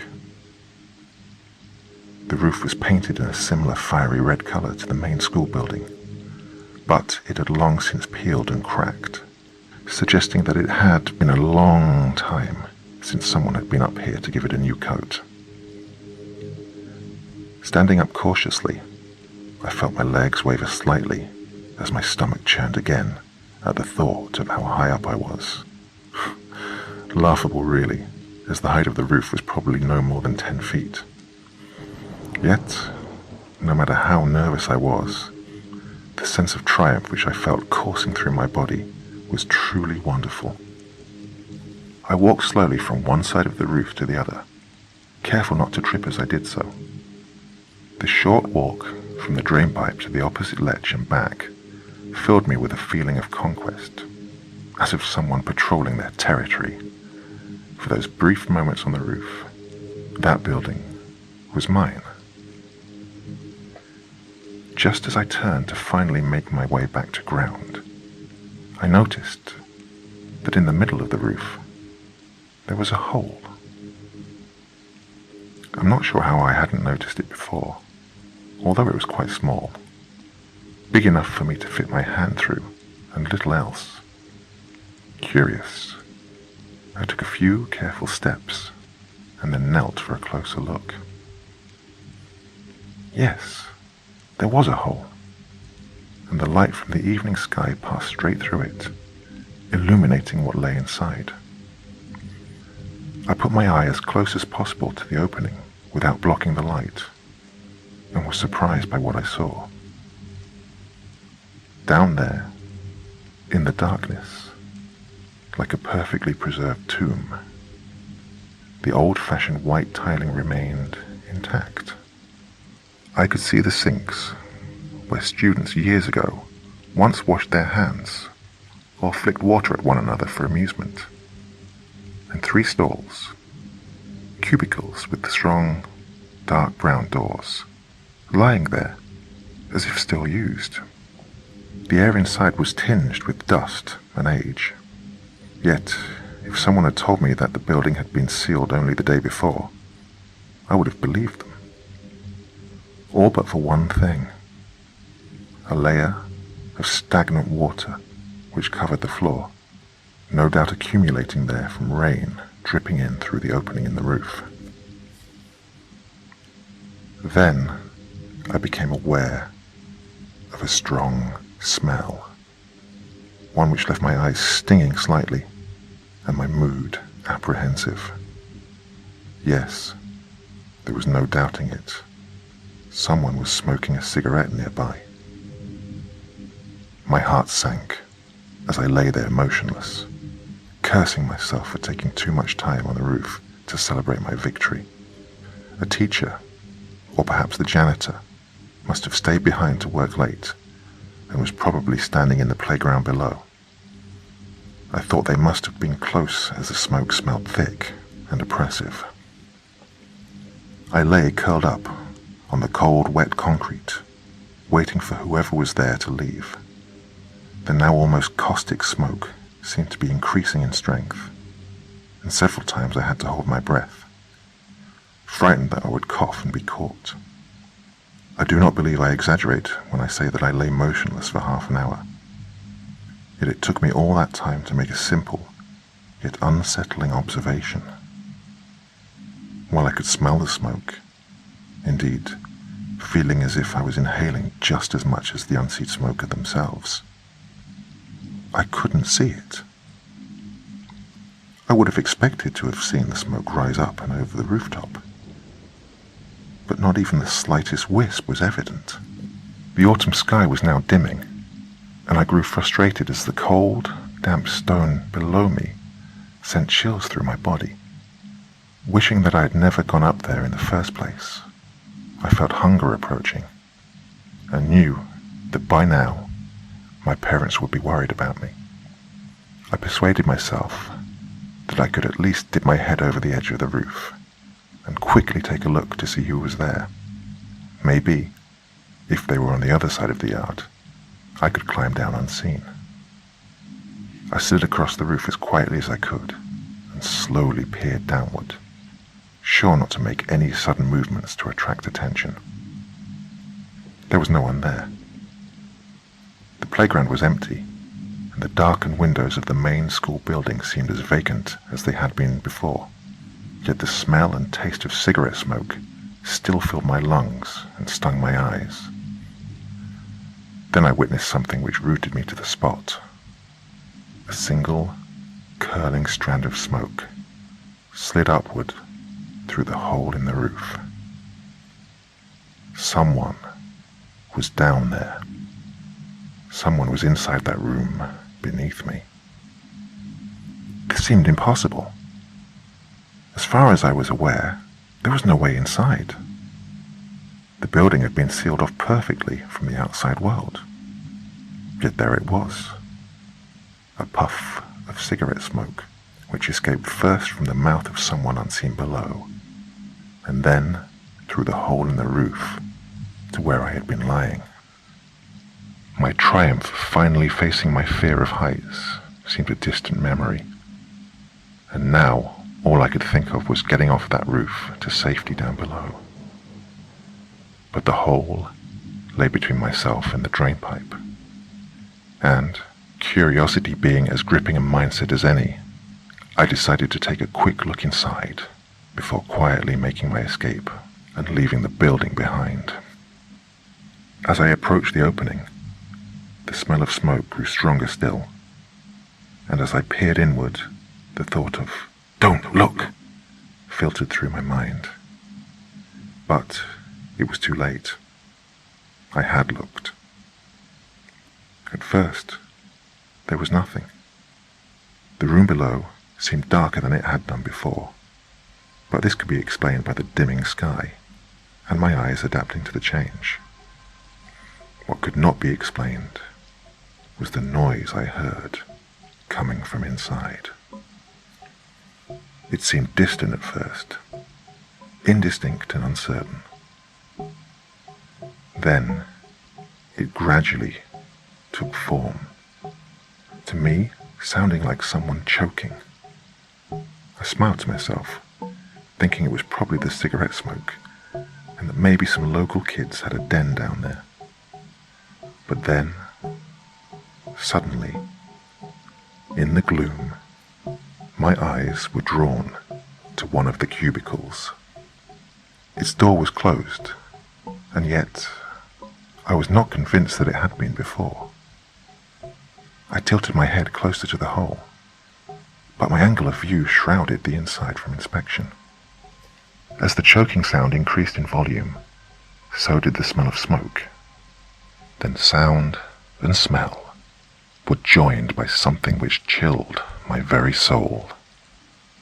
I panicked and let out a cry as the door quivered with impact, as of someone violently kicking it from the other side. Smoke now filled my lungs, and my eyes watered. I could barely see anything both inside the building and out. Then it stopped. The choking sound had disappeared, and the smell of smoke had simply vanished. For a moment, I started to think that I had imagined it all. I gasped for air, drawing deep into my lungs, only for terror to take me once more. In the dark silence, in the cold, damp, and forgotten room below, the sound of footsteps in water filled the air. Then the cubicle door slowly began to creak open. I can't say entirely what took place after that. I believe I've blocked much of it out from my memory. Apparently the headmaster, an intimidating yet kind man by the name of Mr. Mackay, had been in his office working late on the other side of the building. When he was disturbed by the sound of my screams, he rushed outside and found me on the roof, curled up into a ball, paralyzed with fear, sobbing. After some reassuring words, he helped me down and took me to his office, where he once again guaranteed that I was safe, and then phoned for my parents to come and pick me up. I trusted Mr. Mackay implicitly, and as I fought the tears back, I described everything which had happened. The roof, the smoke, the cubicle. As I told him my story, the blood drained from my headmaster's face. I've long thought about what he told me in that office after hearing my account. Perhaps he wished to frighten me so that I and others would never venture up there again. And looking back, it does seem to be a strange thing to share with an already frightened child otherwise. but he seemed genuinely disturbed by the events I had conveyed to him. He told me that years before I went to the school, there had been a tragedy there involving a 12-year-old girl, one he refused to name. She had a reputation for being difficult. The teachers tried their best, sympathizing with her, as she came from an abusive background, but they found her almost impossible to control, as she often threatened violence and had been suspended several times for fighting with other students. One day, she decided to skip a class and managed to persuade 2 other girls to join her by promising them each a cigarette. So, as the story went, the girls sneaked away when the bell for class rang and hid in the toilets. The details of what occurred afterwards were less than forthcoming, but what was clear was that the poor girl had a seizure of some kind and died there and then. The other girls claimed that they had already left before this happened, but there were rumors and accusations, of which most only whispered, but many believed. It was suggested that the girl had been with her friends when the seizure took place, and out of fear of getting caught smoking and skipping class, they lifted their friend into the stall, closed the door over, and then left her there. Whether they believed that she would perhaps recover or not was the subject of much speculation. The scratches and bashes on the inside of the cubicle suggested most definitely that she had continued to convulse while there, perhaps even in an uncoordinated attempt to escape and call out for help. In the aftermath, the building was closed off, and the school and community attempted as best they could to put the tragedy behind them. Perhaps Mr. Mackay made the whole thing up, just to terrify me, taking what I thought I'd experienced and using it to concoct a story designed to scare me away from ever going back to that place. Unfortunately, a few unwelcome things transpired after that. I did indeed avoid the roof of that sealed building at all costs. My fear of heights was nothing compared to the dread which that building then held for me. My schoolmates, of course, did not believe my version of things, accusing me of lying about the entire story just to avoid being made fun of. As far as they were concerned, I never got up there. Lastly, I did have a recurring dream throughout my childhood, one which I would wake from in a cold sweat, curled up in my bed, screaming. I know that in it, I would be lying on that roof, peering down through the hole into that abandoned place. But the memory always seems vague somehow.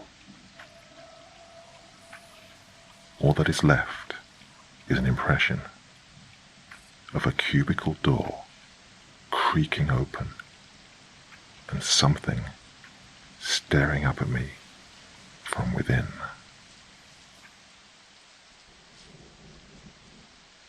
The Journal of Kaniano Skateo Blackwood.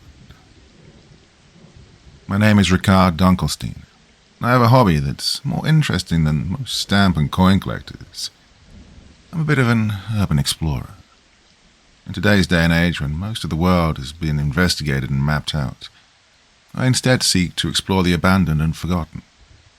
I reasoned that it was in these places where I could find the extraordinary.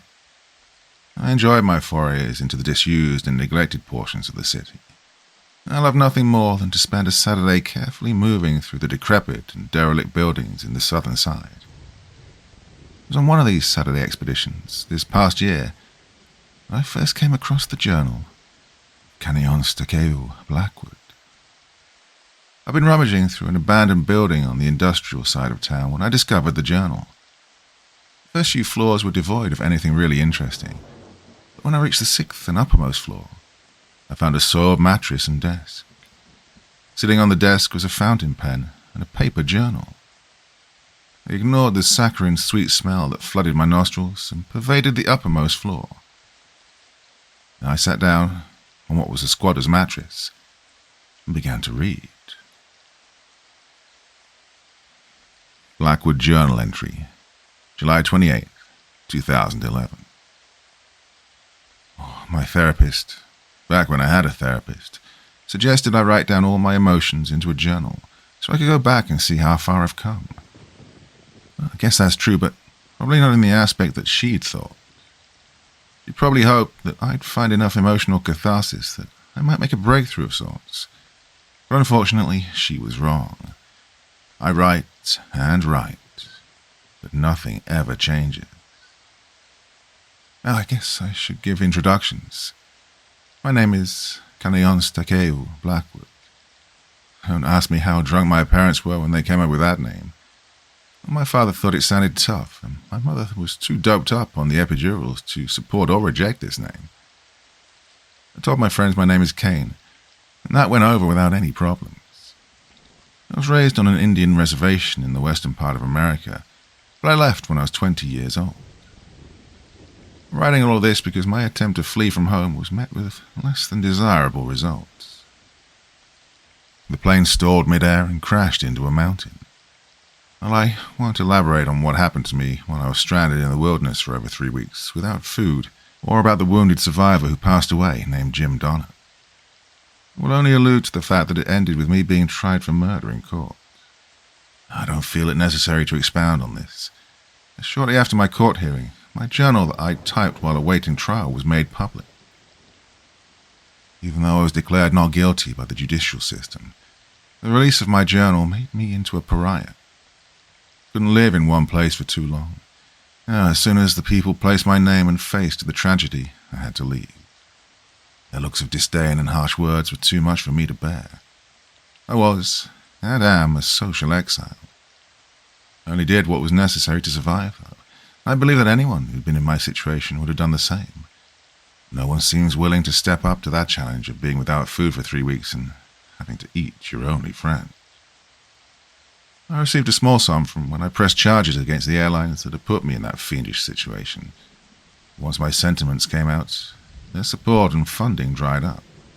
I found myself an outcast. So I moved to New York. It was the only place where someone could be swallowed up in anonymity. I lost everything. My identity, my ability to sustain myself, and my pride. I'd once asked the gods for a new start. Unfortunately, I didn't know that the gods were cruel and sarcastic when I offered up that supplication. Yeah, I got my wishes in spades. I live my life day to day on the streets, my frostbitten deformities making begging a rather easy thing. Tips of my fingers and nose have gone black.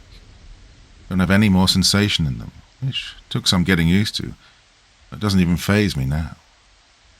I'm still gaunt like a skeleton, even a year after the plane crash that resulted in my near starvation. I earn enough begging to keep myself fed. Well, it's not the healthiest situation, but it could be much worse. August 7th, 2011. I had that dream again. I'm peering into the cockpit of the place. The only part of the pilot's body that I can see is his hand. The impact crushed the cockpit. Now it looks like it imploded. His hand twitches in its death throes, but it's also beckoning, calling me forward like I should have died in the crash instead of surviving. Back away from the corpse and turn to flee. But the stewardess is behind me. Her ribcage is splayed open from the cart smashing into her during the crash. The ribs move and her insides pulse with every breath. Gives me the impression that the ribs are teeth that are grinding, masticating. She lurches forward and the last thing I feel before I wake up are the bones piercing into me. I wake up with a scream in my throat. One of the benefits of living by yourself is that in moments like these, you don't have to explain yourself to anyone. I'm sweating heavily, and my throat feels raw. What disturbs me most about these dreams is the realization that they're stirring up old memories and sensations. I can almost taste the coppery sweet marrow in my mouth. It isn't an unpleasant taste, but I know that it is that taboo thought that resulted in my ostracization from the rest of society. My stomach growls at me. I lay back down and let the uncontrollable sobbing rack my body. September 1st, 2011. My nights belong to my nightmares, and my waking moments are now spent in fear. My therapist would probably chalk up the nightmares as my mind's attempt to process the horrible events. The other homeless people on the street are whispering of a gang going around abducting people, brutally beating them and leaving them in front of the police station. They say they are merciless and have been doing this for over 30 years. Witnesses are too frightened to report them to the police. They call themselves the Pluto Gang, and they are the citizens of New York afraid to go outside. They've even assaulted a semi-well-known science fiction writer. I've decided to take a fatalistic approach to the whole thing. Can't live my life in fear of the infamous Pluto Gang. There isn't much I can do to stop them if they decide to beat me to a pulp in the streets.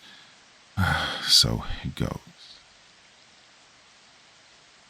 September 8th, 2011. The nightmares continue and are evolving. I'm in the cockpit, and the hand of the pilot beckons me to come closer. He motions me to embrace oblivion. I turn my back to him and confront Marge Reed, the stewardess. Her ribbed teeth gnash and grind at me, but she turns and disappears into the cargo hold. I begin to follow her, but another memory is standing before me. Jim Donner is grinning a fiendishly feral smirk. I want to scream and wake up, but I can't. Jim moves closer to me. He's hobbling, and each step produces a sucking sound as he puts weight on his dislocated ankle. There's a tiny shard of glass sticking from his throat, and his neck is bent at an odd angle from when I snapped it. He lunges, and the second he comes into contact with me, my world explodes in a white flash. I launch myself out of bed and wince. I rub at my cheek and it stings. I must have bitten it during my dreams. I prod the wound with my tongue. It's a small wound and it'll probably heal on its own. The taste of blood in my mouth triggers a memory. I'm kneeling over Jim's corpse and my mouth is on the wound in his neck. I'm licking and sucking at the blood trickling from the puncture. My stomach rumbles inappropriately. There's no way I'm getting back to sleep tonight. I'm going for a walk. September 25th, 2011. Went to the clinic today. I wanted a little something to supplement my begging allowance. I heard from other beggars that if you're in good shape, or at least not riddled with disease, you could get $40 or $50 for an hour of time. I waited in the lobby while the secretary stalled. I could tell she didn't like the look of me. I can't blame her. I look like I have some horrific necrotic wasting disease.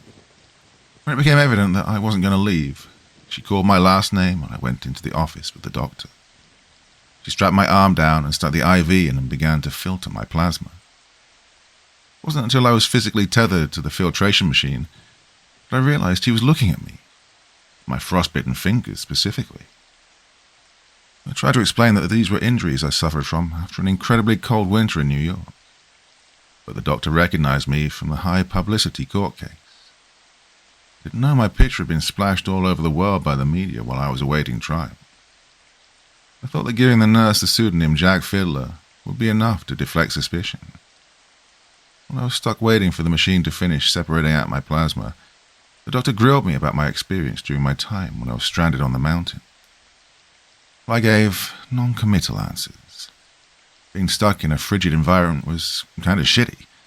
Spending 3 weeks without so much as a crumb to eat was pretty bad. It wasn't until he asked what it was like to eat another person to survive that I became agitated. I tore the IV out of my arm and stood up. I fled the clinic without receiving any money for donating plasma, but I just had to get out of there. September 29th, 2011. Got drunk today. Had no real reason for getting wasted, and just wanted to. Never used to drink back when I was living on the reservation. Journal entry. Page is stained with a reddish-brown substance. The dreams are back.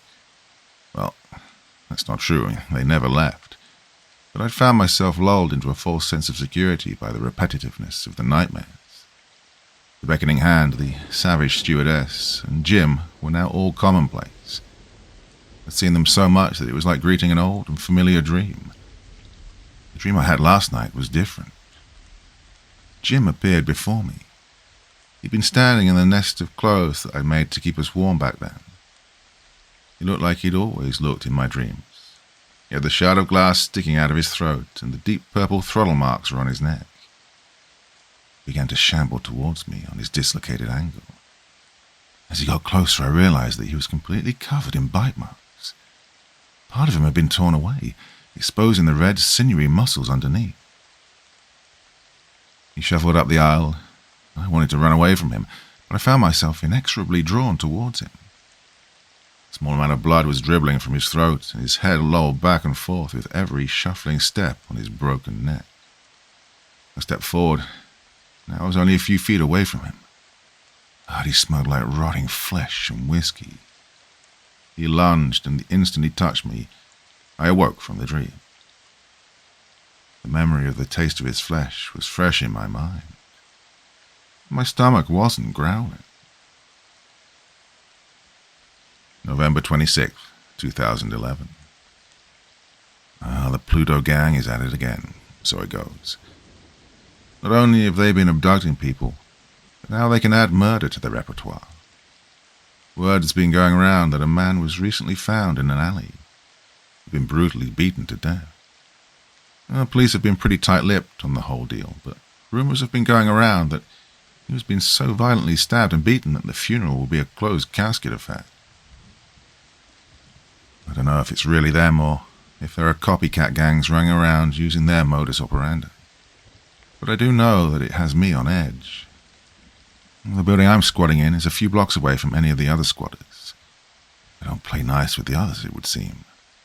They could assault me and I could scream bloody murder, and not a soul would hear me. December 24th, 2011. It's freezing here. It could be much colder. I've experienced colder weather, but I prefer not to experience it again. That's why I have a can of Sterno with me. Bought a few at a gas station. Didn't even know they made it anymore. It's lit, and the flammable gel is casting off a blue flame. As long as I stay within the heat radius of it, I'll be fine on the colder night. The gas station attendant asked me if I was going to drink it. I've seen a few of my older, more alcoholic neighbors back on the reserve strain it through a sock and drink it. They call it squeeze. It's a quick and easy way to go blind, though. I politely let him know that I was using it to fend off the cold. I wanted nothing more than to throw it in his face and set him aflame. I've been noticing lately that I've been getting agitated easily and without much provocation. January 2nd, 2012. I've had a bit of a revelation of sorts. January 3rd, 2012. Guess I need to elaborate on that. The pieces of the puzzle were before me this past month or so. It wasn't until the dream last night that I began to reassemble the puzzle, though. The quickness in which I would lose my temper, the tonal change of my dreams, the lack of hunger. I now know what's happening. I'll tell you of my dream. It began like all the other recurring dreams I'd had since the plane crash. I watched the convulsing and clutching hand of the pilot. I sidestepped the stewardess whose body was split open and masticating like a mad dog. I moved down the aisle and confronted Jim Donner. Something was different this time. It didn't end in a white flash. As soon as I touched him, I was on him, my hands wrapped around his throat as he feebly beat at me. I watched him die. I began my macabre feast. Once I'd had my fill of him, I stood up and went to the door that led to the cargo hold. Everything was so clear and prescient. I knew what was going to happen next. It was more like a memory than a dream. Well, during the trials, I couldn't remember anything during my time in the cargo hold, but now it was clear as day. The door swung open, and the stench of week-old death wafted in from the inky blackness. I stripped off my jacket and makeshift gloves. I wouldn't need them anymore. I was where I belonged. The memories. I remember shoving my face into their cold abdomens and tearing at them. I buried my face into their ribs and gnawed at their hearts. It was tough to chew, but so nourishing. I had my fill of feasting on their flesh. It was difficult to chew due to the damage the cold had inflicted on their corpses. I beat and broke their bones and lapped up their marrow. It was salty and had the taste of iron. I remember the taste of their marrow, their blood, and their flesh. I remember all of those delectable tastes. The pieces are all in place. I haven't been hungry because I've been satiating my urges. When did I become a somnambulist? Is the Pluto gang even a real thing? I know the murders aren't theirs to claim. How long have I been sleepwalking through my nights? How many times have I woken up feeling oddly refreshed and full? I don't know how long for certain I've been giving in to my darkest desires. But I do know one thing. I'm so very hungry. The other pages have been stained a dark red and are unreadable. I set the journal down. I wanted to leave, but something was preventing me from doing so. I had some sort of unfinished business. His last journal entry was over a year ago. Could have he abandoned this place and set up another haunt? There was nothing to indicate that someone had been here. Dust and cobwebs had begun to form on everything. The thing that bothered me most was the smell. What was that smell? It was a cloying, sickly, sweet scent. I can't really describe the smell other than thinking of one time when I was a child and I ate a jar of honey and got sick. This smell brought back that memory and that feeling of upset. And the smell was coming from the nearby bathroom. I wasn't sure if there was running water here anymore. At first I thought it was the smell of fetid water that had been sitting in the bathtub for months on end. My attention shifted elsewhere when I saw the writing on the wall. It, of course, wasn't metaphorical writing. I had already read the metaphorical writing that I should have gotten the hell out of there the moment I picked up the journal. Now, this was actual writing. Scrawled all over the bathroom walls and the mirror in a black felt-tip marker. When did I go? The words overlapped each other, and the ink had begun to bleed into the plaster of the walls. What could it all mean? When'd I go? Crazy. I assumed he'd gone crazy years ago after the plane crash. When did I go? When did I go? When did he go on his serial cannibalistic spree? When did I go? I was missing something. Couldn't see the whole picture. When did I go? The pieces clicked together when I said it aloud. When did I go? Wendigo? He'd gone completely off his rocker. He thought he was a Wendigo, a cannibalistic spirit prominent in Native American legends. I didn't care about investigating the smell anymore. I wanted out. I just turned around when a voice rasped, "Oh, my feet, my burning feet of fire." It wasn't his words that startled me, but the way he spoke them. Somewhere between an inaudible noise and a whisper, but the sound of it ground into my ears like sandpaper. I think if I should live 100 years, I'll never hear another sound that instantly raised the hair on the back of my neck and made my stomach do a somersault like the sound of Blackwood talking. It sounded like this was the first time he'd spoken in months. He was just outside the bathroom. He was waiting for me to show myself. I slowly exited and found him standing in the doorway. It, because he barely looked human now. It exhaled a rattling gasp. He was bone thin. The tips of his fingers and nose were black and necrotic. His eyes were sunken sockets in his head, and they regarded me with a feverish fervor that reflected insanity itself. The blackened skin had drawn back from his nails, and it gave him the image of having claws. He spoke like a radiator rattling a bolt around in its tubing. "Did you read my journal?"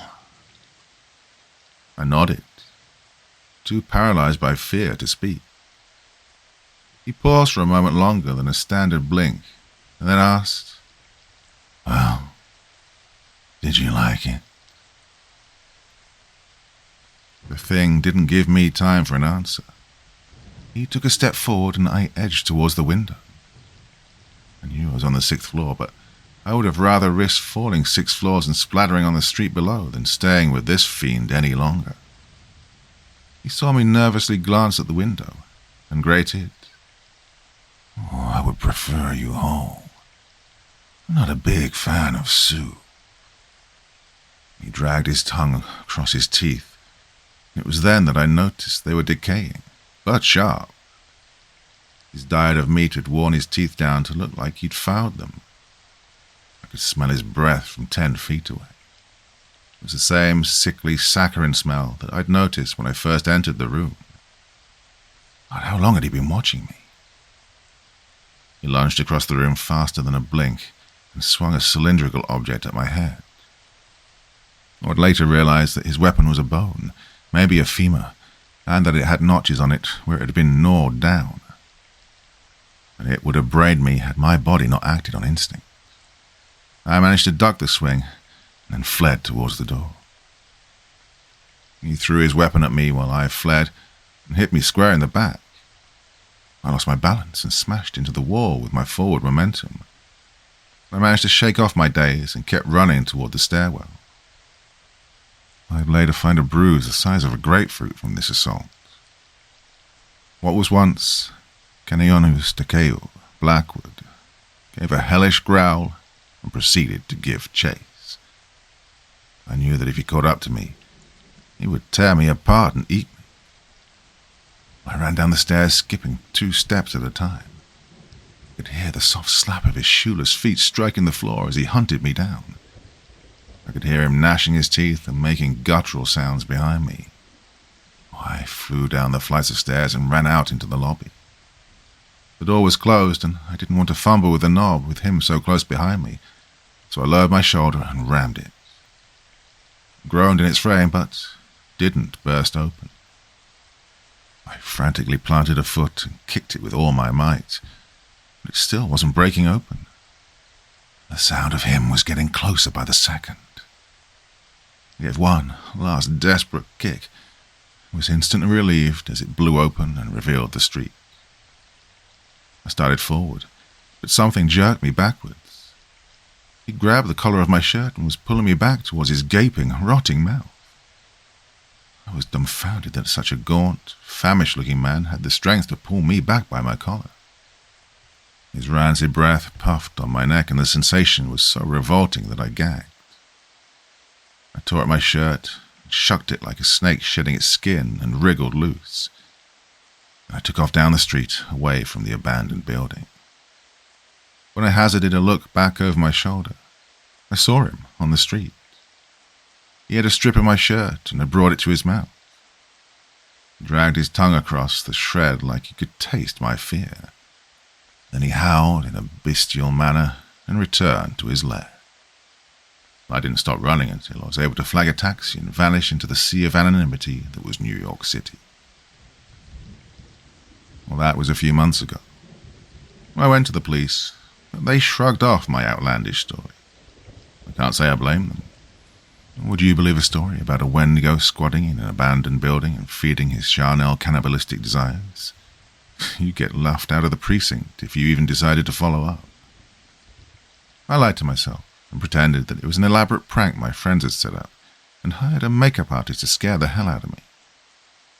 Oh, and I stopped my hobby of going out and exploring abandoned buildings. I told myself that lie until it became the truth to me. But I can't lie to myself anymore. I found it outside my apartment door this morning. I was getting ready to go to work for the day. I opened the door and it fell into my apartment. I picked up the book and almost pissed my pants when I recognized it as his journal. A small white object similar in shape to a bullet slid out from between the pages. It was the distal portion of a human phalange. It had been acting as the bookmark for a page. I flipped to the page and with trembling hands and quavering voice read aloud, "You never gave me feedback on my journal. We should discuss it over a bite."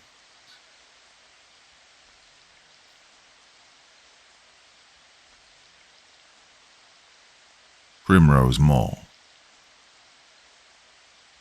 "Is everything ready to go?" "Yeah, my bike's ready. Got some supplies upstairs and my watch is recharged."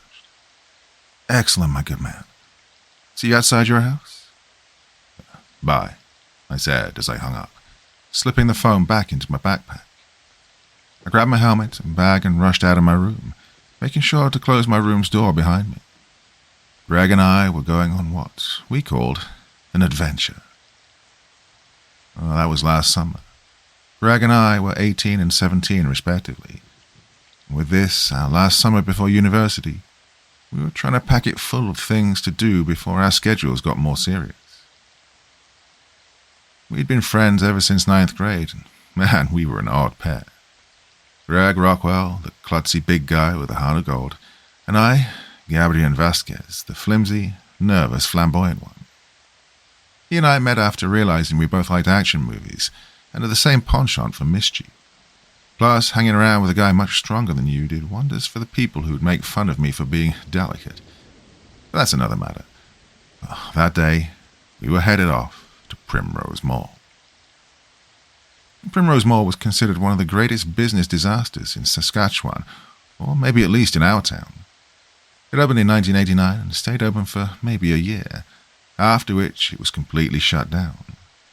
The mall was boarded up and remained an enormous boxed eyesore on the edge of Regina City's limits. Nobody would take the land to redevelop it, but the police patrolled it pretty heavily for the first few years it was closed down. And yet Greg and I had heard they'd begun to let up on it recently. Around 5 p.m. now. I slipped upstairs and grabbed some granola bars, avoiding the eyes of my father, who was cooking something at the stove. "Oh, I'm going out biking with Greg," I called out before getting out the door. "Dinner's at 6:30, my father said, as something sizzled loudly in canola oil. I headed outside where Greg was already waiting on his bike, a satchel in tow, the strap hanging over his shoulder. I waved as I rushed to retrieve my bike from the garage. And that was when old Frankie came up the street. Frank Hollister, old Frankie, lived across the street from my family with his husband and dog. He was a quiet little man in his late 50s who was a lot like family to my family. He always wore fine second-hand suits, his curly red hair laced with grey, a cane in his left hand. Greg was really not fond of him because Frankie had a habit of telling wild stories, but I trusted him quite a bit. "Yeah, you lads going camping?" he asked in his thick Liverpool accent, gesturing to our backpacks. Greg looked away awkwardly. As I walked my bike to the curb, I said, "Yeah, Greg and I are heading down to check out Primrose Mall." Old Frankie's face suddenly froze over with concern, and after a moment of thinking, he turned to the ground and shook his head. "Oh, no. A terrible idea. Things I've heard about that mall." "Yeah, anything good?"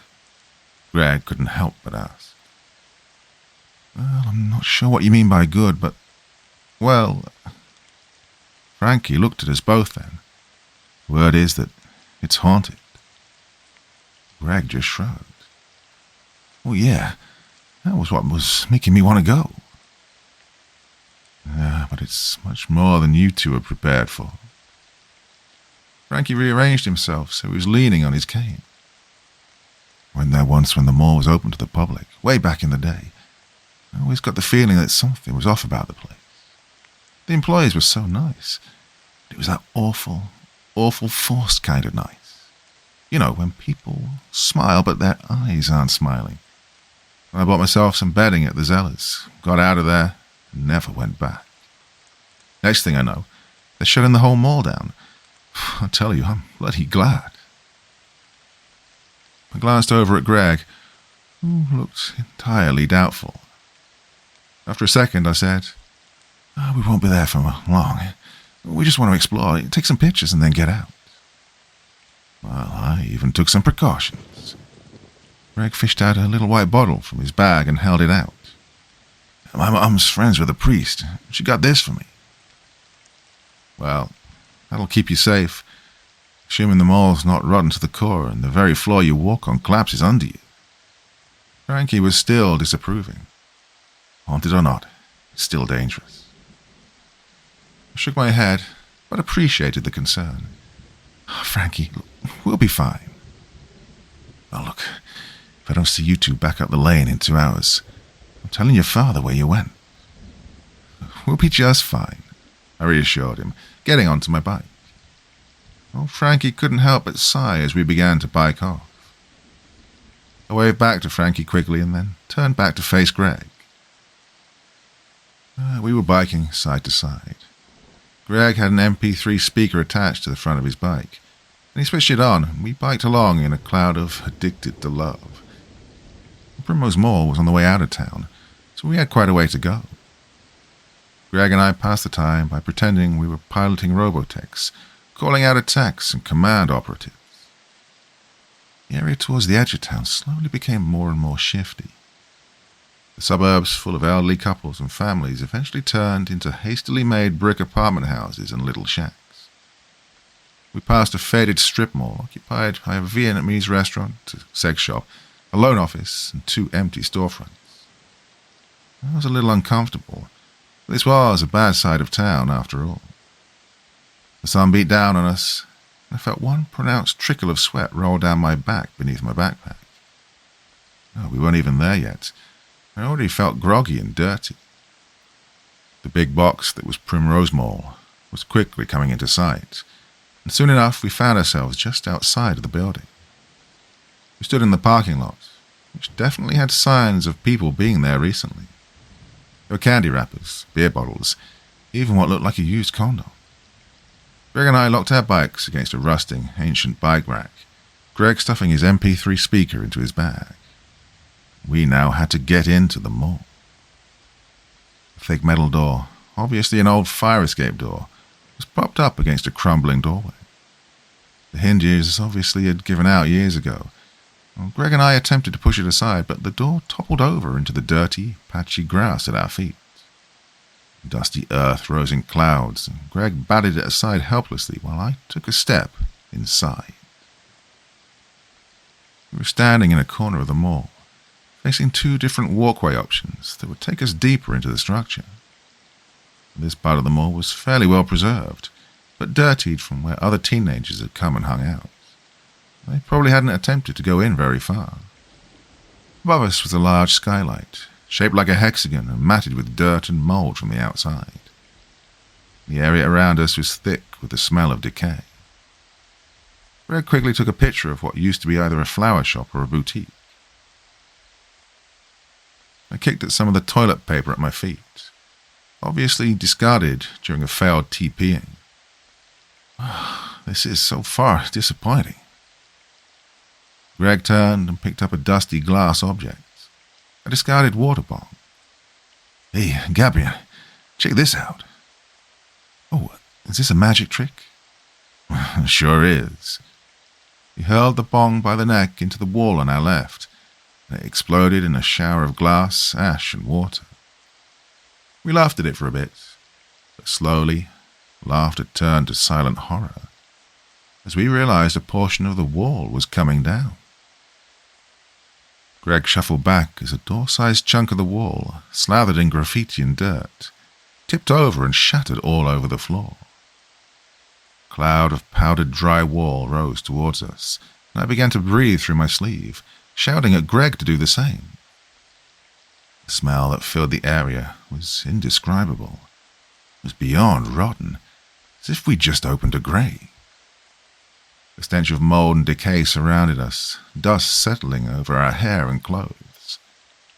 I shuddered at the idea of 25 years of decomposition washing over my body. When the dust cleared, the first thing we saw was a mound of rotting insulation and something else. It was black and looked like beef jerky, soaked into the insulation, maggots writhing out of the pink and black mound. I looked back at Greg in horror, and his face matched mine. "Maybe we've got to move," Greg said through a hanky, hurrying forward. I followed without a word. We had two options as far as corridors were concerned. One that led to another corner of the mall that was well lit with another skylight. One that took us deeper into the structure that was plunged into total darkness. Well, we obviously chose the lit part. On the way there, Greg and I swatted drywall dust off each other as we walked. Under the second skylight were two things: the remnants of a shop and a structure Greg and I would later describe as the stairway to nowhere. The shop was surrounded in rainwater, as a variety of holes had been broken in through its ceiling, with the letters of its former sign scattered all over the floor. Most of them were damp and visibly mouldy. I had no interest in the shop, but Greg snapped a picture anyway, and we turned to focus on the stairway. The stairs led to an upper platform, and then another row of stairs, and then nothing. What do you think it could have been?" I asked after a second. "Well, it doesn't seem to go anywhere." Greg craned his neck around the stairs. There were no signs of what could have been behind it, but there were piles of broken, dirty shelving units and ventilation ducts. Some of the ducts even looked like they dropped from the ceiling on their own. I started to walk up the stairs, gripping the banister tightly in my right hand, but Greg tugged me back. "Gabe, no, don't do it. That wall can come down from a little bit of glass. Hell knows if this thing will be able to support your weight." Well, I'd rarely seen him so concerned. "Why, you calling me fat?" "Oh, Gabe, come on." He gestured to the door beside the stairs. "Yeah, I want to get a picture of inside this. Something feels off about it." We approached the door. Chunks of glass remained in what had been its window, and it was absolute blackness inside. At my feet was a sign that had probably been stuck to the glass ages ago, reading, "Management only." I picked it up, showing it to Greg, who considered it for a moment before taking it from me and dropping it in through the window. We didn't hear it collide with anything for a few seconds, and then, distantly below us, came a faint, wet squelch. Silence fell between us. Wide-eyed, we drew away backwards from the door, walking quickly towards the rest of the mall. Our only choice of paths was to walk straight ahead down a corridor that was once lined with shops. The floor was dusty but clean, and it was clear that we were the first people to go down there in a while. It was getting darker, but we'd each brought flashlights just in case, and flipped them out, arming ourselves. Nothing interesting was down there, though. Aiming the flashlights into the shop entryways, locked up behind security cages, we could see nothing worth worming our way into for. There were only a few shelving units and the occasional piece of discarded wood on the floor. Oh, I could have sworn I was actually starting to feel bored. Then it began to feel cold around us. At first, I didn't notice. I was wearing a flannel shirt over another shirt, but Greg, in just a t-shirt, started to rub his arms uncomfortably. He bit his lip and turned to me, asking, "Hey, you think it's because of the shades?" "What?" "The cold. Because of how shady it is in here." Well, I was starting to feel it too. "Well, maybe, but doesn't it feel weird, though?" It felt damp, too. The only other time I'd felt a cold like this was one spring day at school when it was raining heavily outside, but the air conditioner was still on at full blast. It was a cold, wet, greasy feeling that made you want a hot shower, a cleansing. Greg was getting more and more irate the closer we came to the end of the corridor. "This is bullshit, Gabe," he said between shivers. And you smell that?" "Smell what?" "Don't tell me you can't smell that. It's awful. How can you not smell that?" Smell what? I searched the area around us for whatever was bugging him. Shit, Greg. Don't freak me out.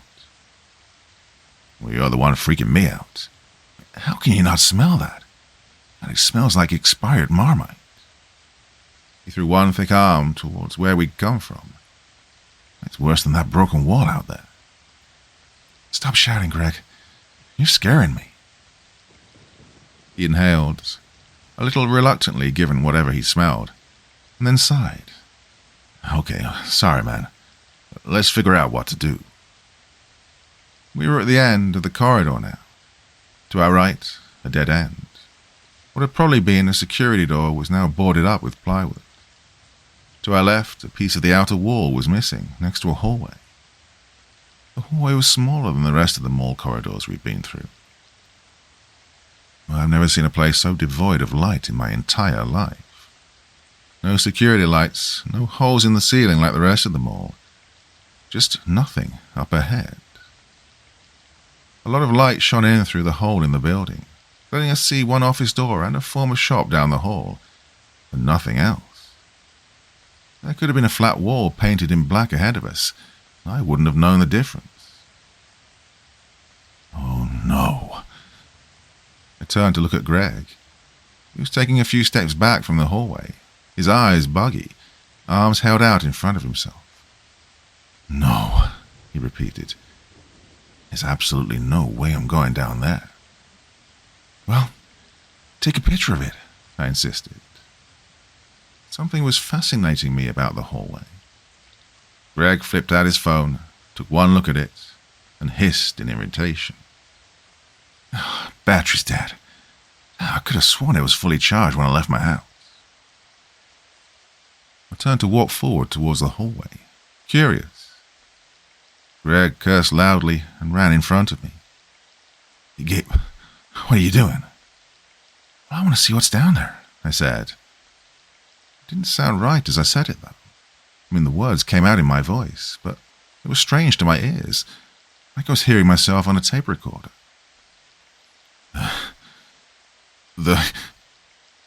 Greg looked back at the hall, then to me, and back and forth, dumbfounded. The hall smells like a garbage pile. You still want to go into there? Well, I couldn't smell anything. Something's telling me to go in there. I swear, Greg, I'm going to be fine. That's what we told old Frankie. Look what happened with the wall. I mean, the stairs, the cold. Greg pointed at the hole in the building beside us. We're going out through there right now. I'm going to go into that damn hallway, I exclaimed. Greg just looked scared. I'd known him for 4 years and never had I ever seen him this scared, even when he was in trouble. He dropped to one knee and dug through his satchel, soon pulling something out. He stuffed a bottle of holy water into my hand. Take this, buddy. I'm going to be outside. If I don't see you in 10 minutes, I'm calling the cops. I swallowed hard, slipping the holy water into the flannel pocket that was over my heart. Okay, man. I'm going to be just fine. Greg pointed one thick finger at me, stern. You commit to that, okay? Okay, I said with a nod and a grin. Greg nodded back and then hurried out through the opening to the field outside. I watched him leave and turned back to the hallway and walked forward. It felt like I was stepping into a pool, plunging myself into complete darkness. I kept on walking, my hands on my backpack straps, the only sound around me, the grinding of my footsteps in dry wall dust. I kept on walking, and walking, and walking. Was the hallway sloping down into the basement or something? I couldn't understand why it was taking so long for me to reach the end. I'd been expecting to reach the opposite corner of the mall by now, to turn and see light at the end of a pathway that would take me back to where we came. But I kept on walking through pitch-black darkness for what could have been 3 minutes at least. The tingle on my skin made me feel more uncomfortable than I already was. There was faint electricity in the air, and even fainter, the smell of rot, decay. like someone back in 1989 had strewn around pieces of uncooked meat along where I was walking. I suddenly knew what agony Greg had been in back there, and regretted whatever had possessed me to come down here. What made me keep walking down that hallway with a blasé, straight face was something my father once told my sister and I. He works on films as a props master, and during one late-night filming session at an old school, he had to go to the top floor to get some tools that the crew had left. He headed upstairs alone and began to feel an awful negative presence in the building with him, following him. He told me he'd retrieved his tools, and all the while, perfectly calm, turned around and walked down 2 flights of stairs and out of the crew truck. Because, as he said, whatever was in there wanted me to turn and run. I proved it wrong and got out just fine. It wanted to feed on his fear. Whatever was following me in that hallway wanted to feed on my fear. And I swore I'd prove it wrong too.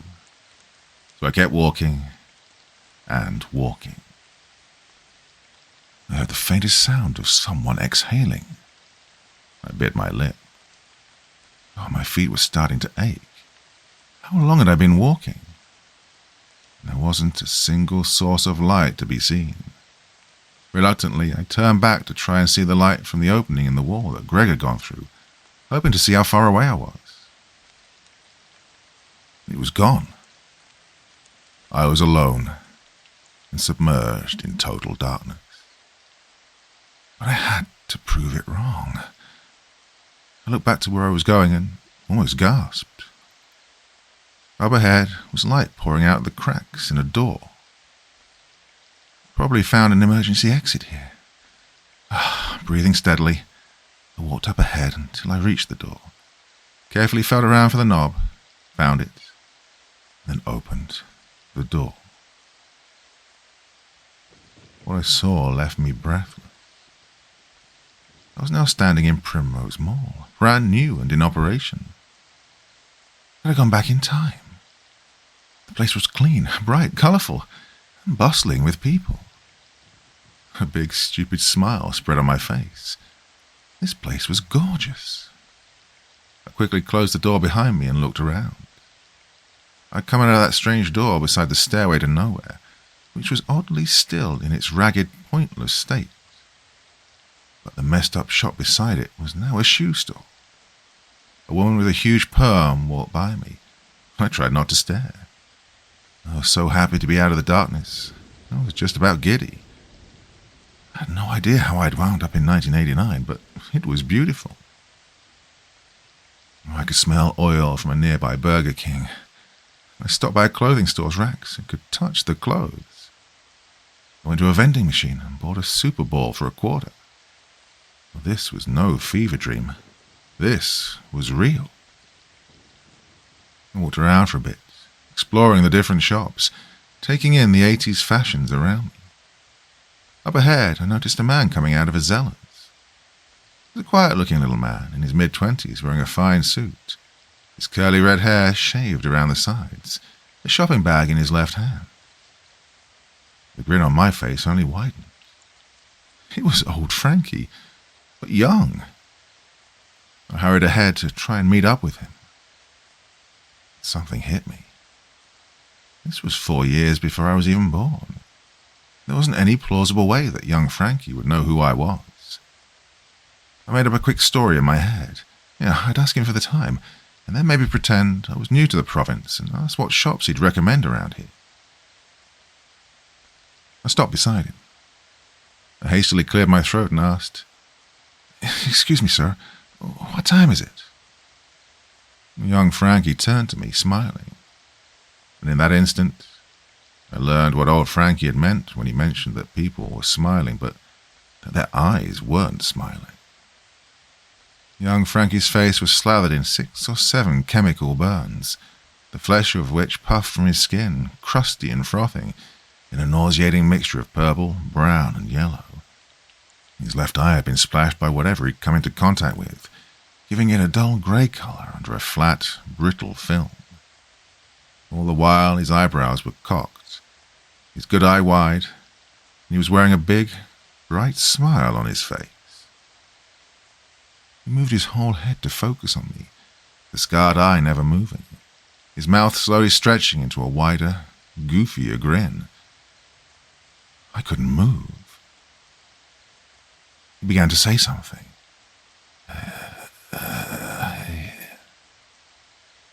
Yes, sir?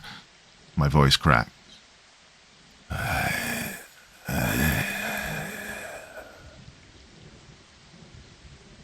His jaw lowered.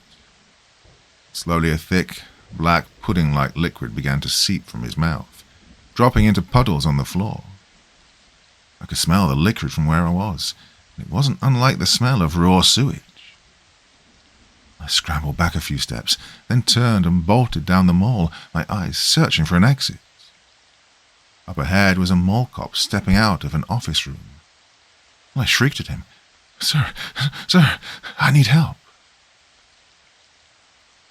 He turned to me, saying, "Son, what's wrong?"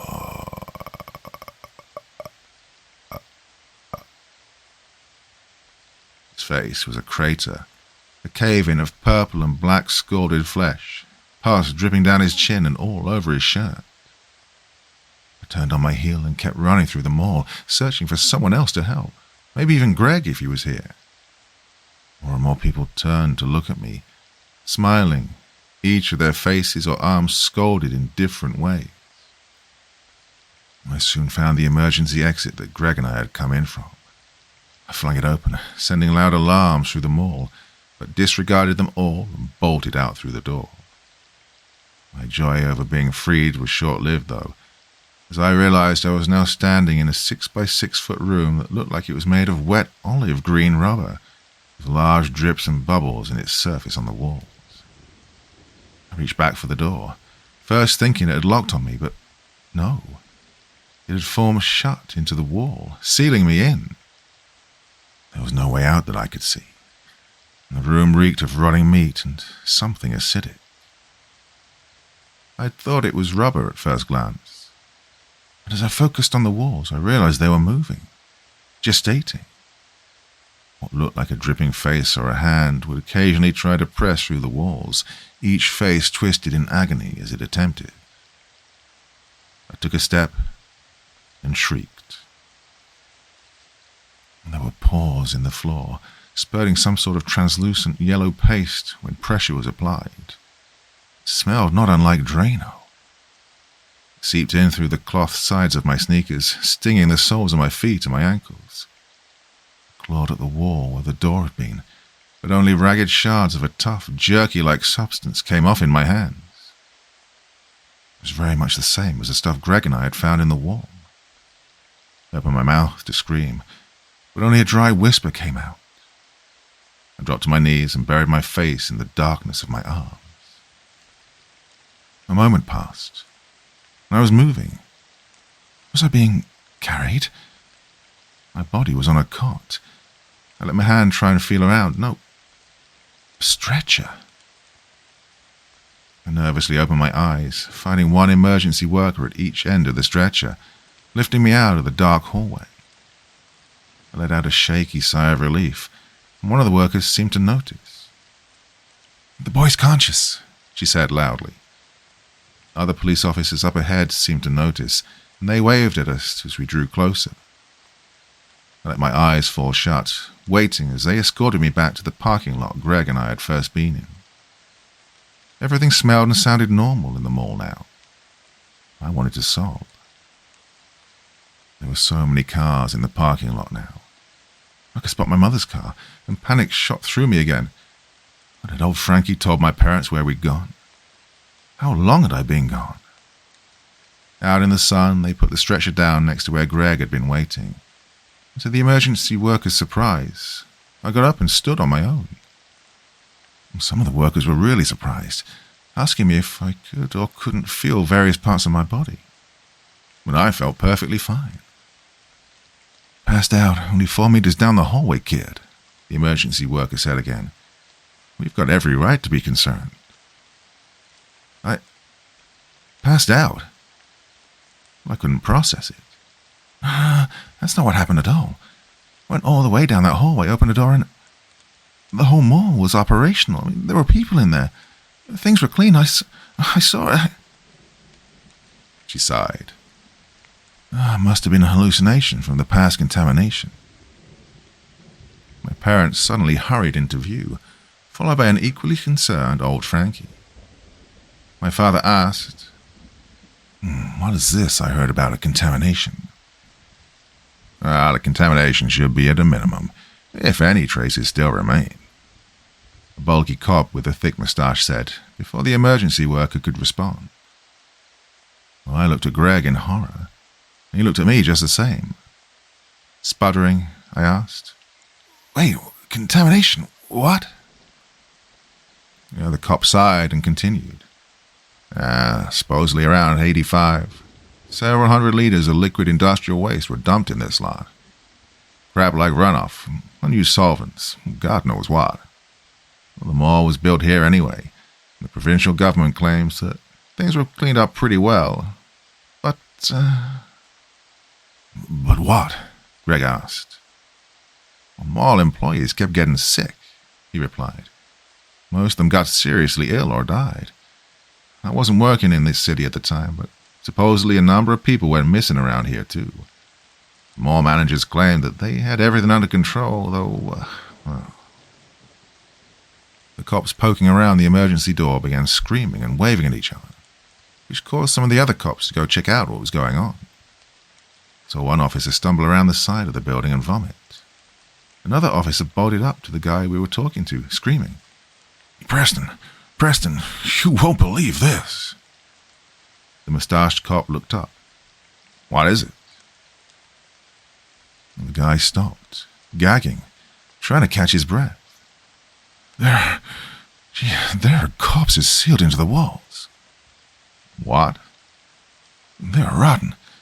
I must have been in there for decades." The officer nauseously waved his hands around, trying to make a shape. "Jeez, they're barely recognizable." And Greg looked right at me. "And that stuff that we saw was..." "But what about the stuff down the door by the stairway?" "Yeah, that faint squishing that we'd heard when Greg dropped the sign in." The cop whirled around to look at me then. "What stuff? What door?" The emergency worker just shook her head. It's no use talking to that one. He's still convinced he traveled back in time." "But I did," I howled, feeling humiliated. Began taking off my backpack, remembering the vending machine. I even bought something back then. It was a super bounce ball. I hastily unzipped my backpack and reached inside, feeling around for the ball. But my hand stopped, slowly recoiling from what I felt. There was a dark, greasy, stinking residue on my fingers. Breathing heavy, with the eyes of my parents, Frankie, the police, and Greg all on me, I took a look into my backpack. Where my trip supplies and the ball had been were now large portions of ragged, blackened chunks of decomposing flesh.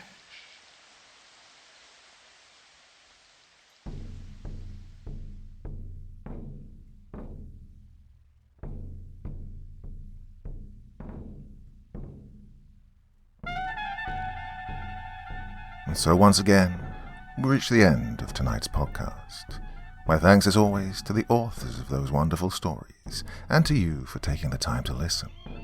Now, I'd ask one small favor of you. Wherever you get your podcast from, please write a few nice words and leave a 5-star review, as it really helps the podcast.